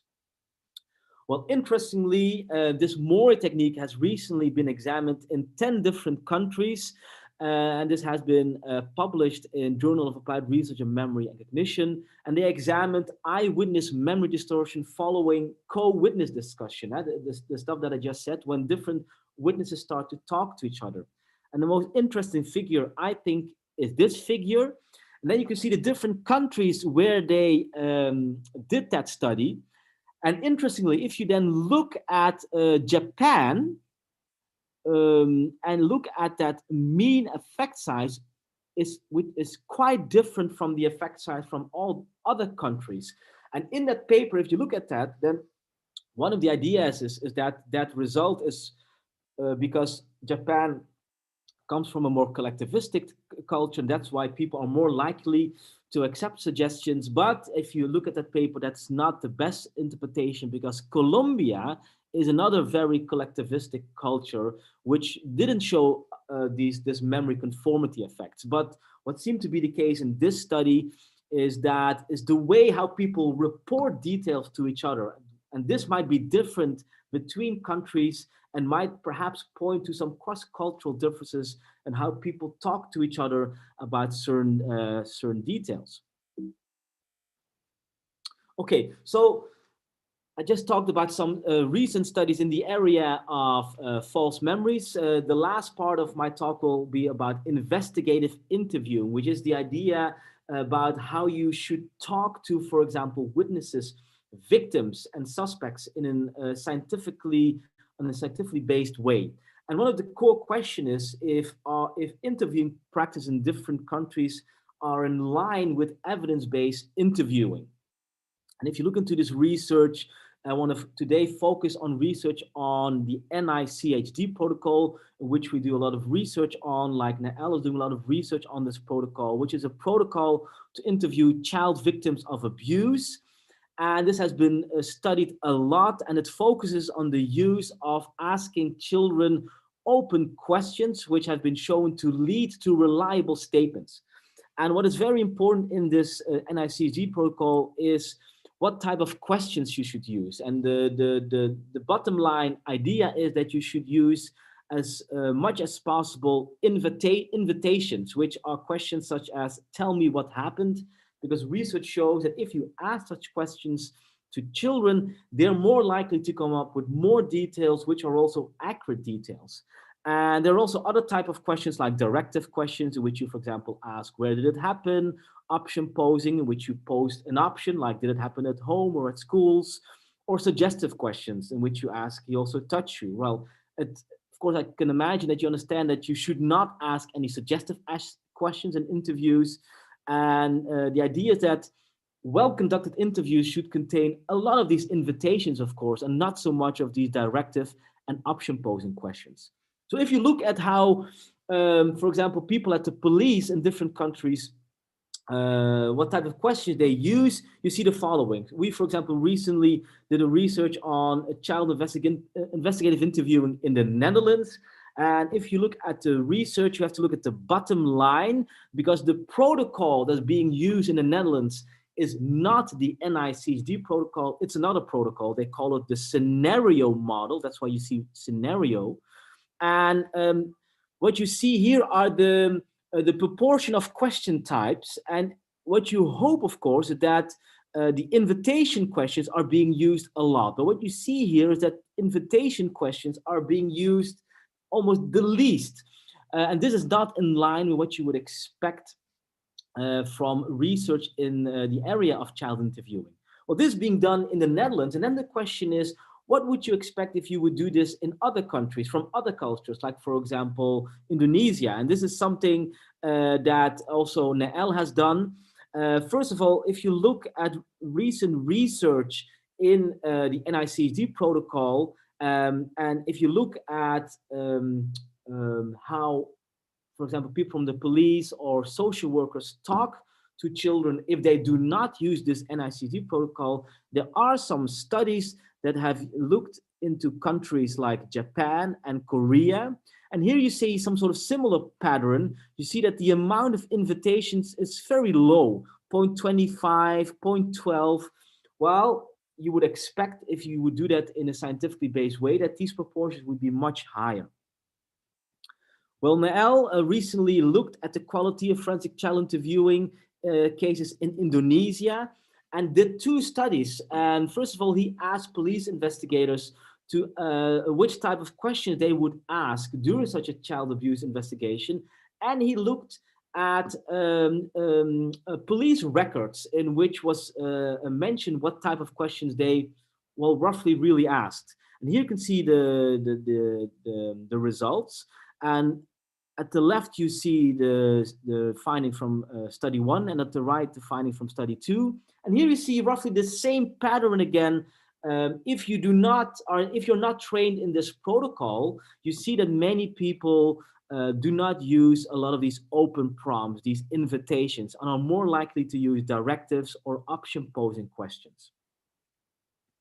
And Nael also compared these findings with findings from other countries. And as you can see, is that in this area, it looks quite similar. You see that in the area of investigative interviewing, that it's quite similar that indeed, when you do not use a protocol, that not a lot of open prompts are being used. Although what you do see is that in Indonesia, a lot of option posing questions were used, seems to be more than in other countries, at least in this data set. There are many other ways in how you can look at how investigative interviewing or child sexual abuse investigations are done in different countries. Nael and we recently did some research on how cases are being handled in Indonesia. And here as well, he found that many factors were the same in Indonesia as in other countries. On how cases were being handled in court and if they would be prosecuted or not. But here you did find some differences between cultures as well. An interesting difference between how cases are being handled in Indonesia is, for example, if a victim was pregnant because of, for example, abuse, that often such cases would not go further due to court, and a more likely mediation would take place, which often would not happen in many other countries. And here again, you see some cross-cultural differences because, for example, pregnancy, for example, Indonesia might be even more important than in other countries, and in which mediation might be a more important element in these countries than, for example, in countries like the Netherlands in this type of cases. And Kansa Anakwa will talk about his recent findings on cross-cultural differences in eyewitness memory reports as well after this session. Well, and he did some very interesting work in eyewitness memory reports in collectivistic cultures and individualistic cultures, specifically in Ghana and in the Netherlands. And here he found also some differences, but also a lot of similarities between different countries. And again, this is a very recent work, and I will not say too much because he will talk more about this type of work after this session. But it shows that there is some recent work showing how different cultures might affect the way you report information. So to conclude, yes, cross-cultural differences exist, but there are also many similarities. I think it's very important because this also means that if you do research, for example, in a certain culture, a more individualistic culture, you cannot immediately generalize these findings to other cultures. I say that because what I often experience is that if we do a study in an Indonesian population and we want to submit it to a journal, that sometimes editors say, yes, but this research has been done already in a Western population. So, I mean, this is not important to do. And I find this a very dangerous statement of our fellow colleagues, because then the assumption is that you can easily generalize findings from Western cultures to, for example, Asian cultures, which is not warranted, and research shows that there are clear differences between these cultures also in the way you report information. What is the way forward in this area? The way forward is the following, in my opinion. Here you see a society which is very influential in the area of legal psychology, the Society for Applied Research in Memory and Cognition, or in short, SARMAC. And here you show, this map shows the distribution of members of the society. And there you can see the following as well, that most members are members in these weird countries, people from the US, people from the UK, but not a lot of are members of, for example, Africa, not anyone, or from Russia, Asia, etc. Which is I think is a problem, because if you want to have an inclusive society and promote research from a cross-cultural perspective, you need to have societies which contains members from different cultures. So my point of view and my recommendation is that there should be more focus on legal psychology in non-weird countries.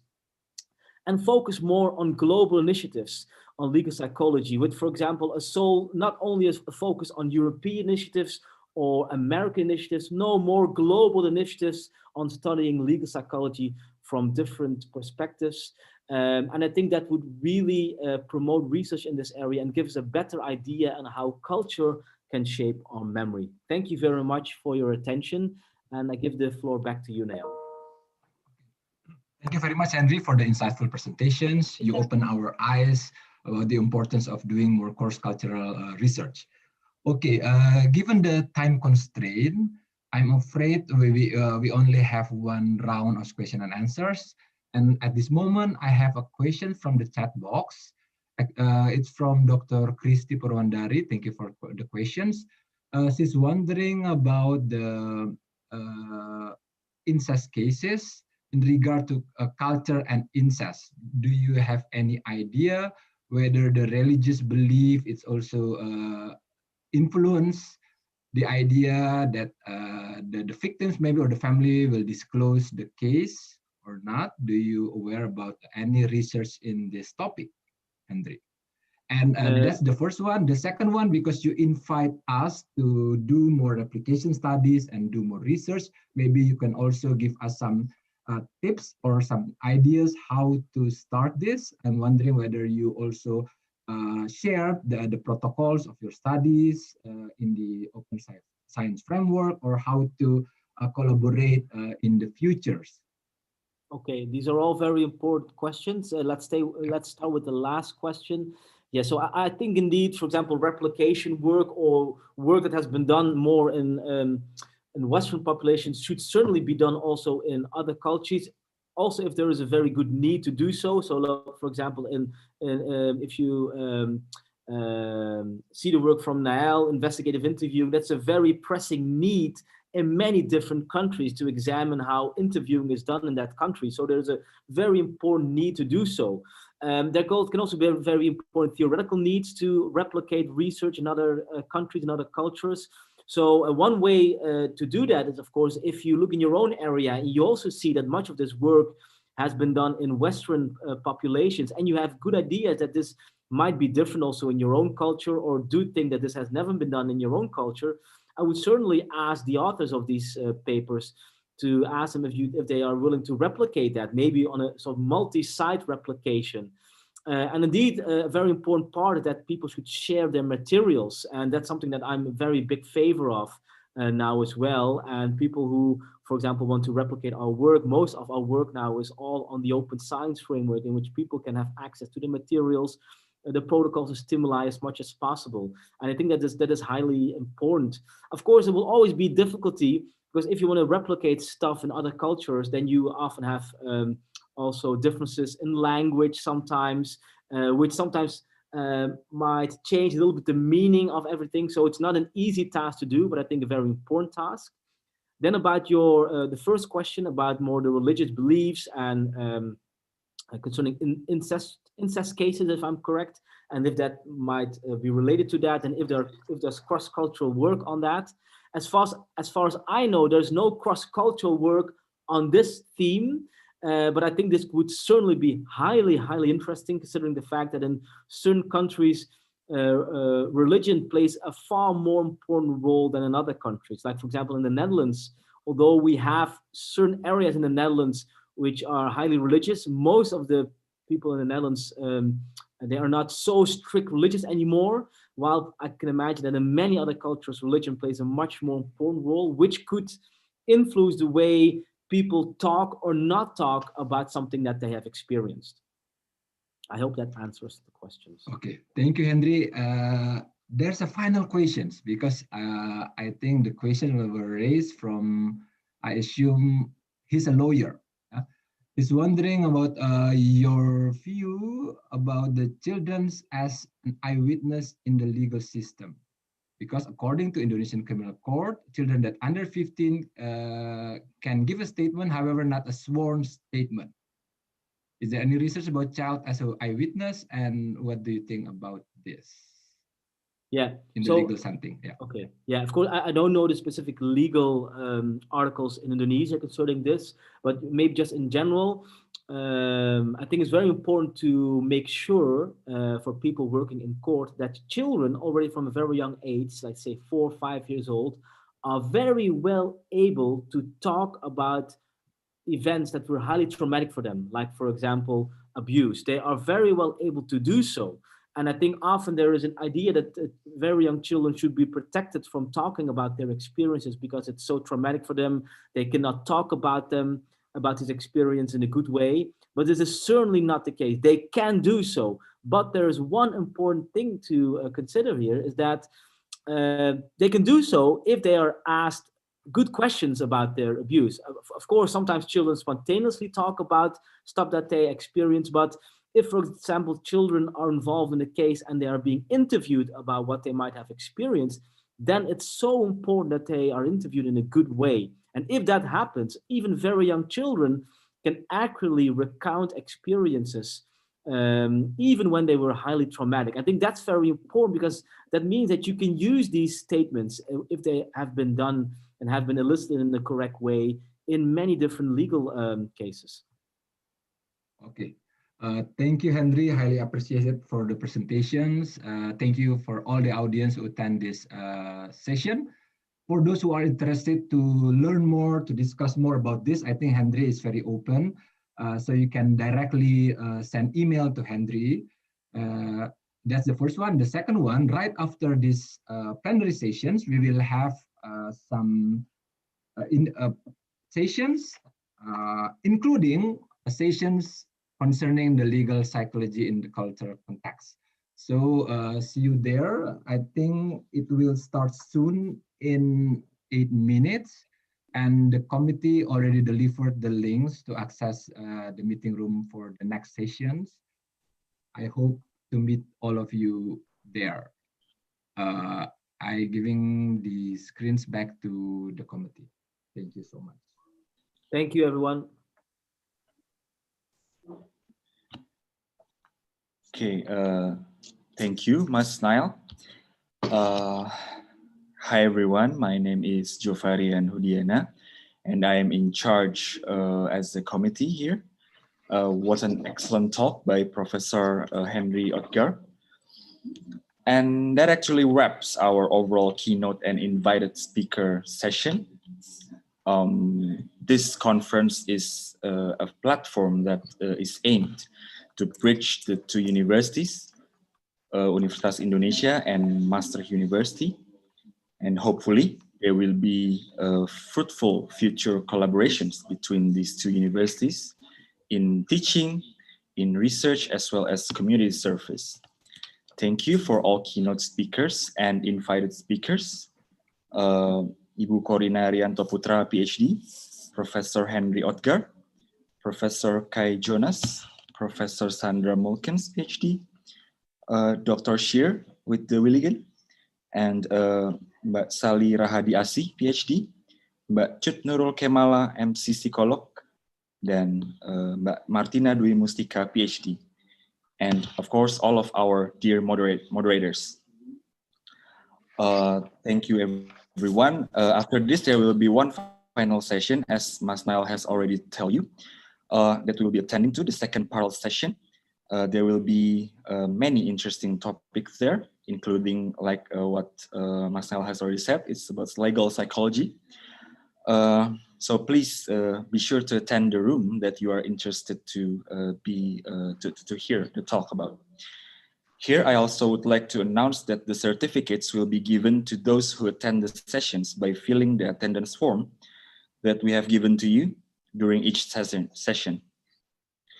I would also like to announce that for the presenters who are interested to submit their papers for selection in Jurnal Psikologi Sosial and Psychological Research on Urban Society, or PROUST, you can send the paper on the link that has been sent to you via email.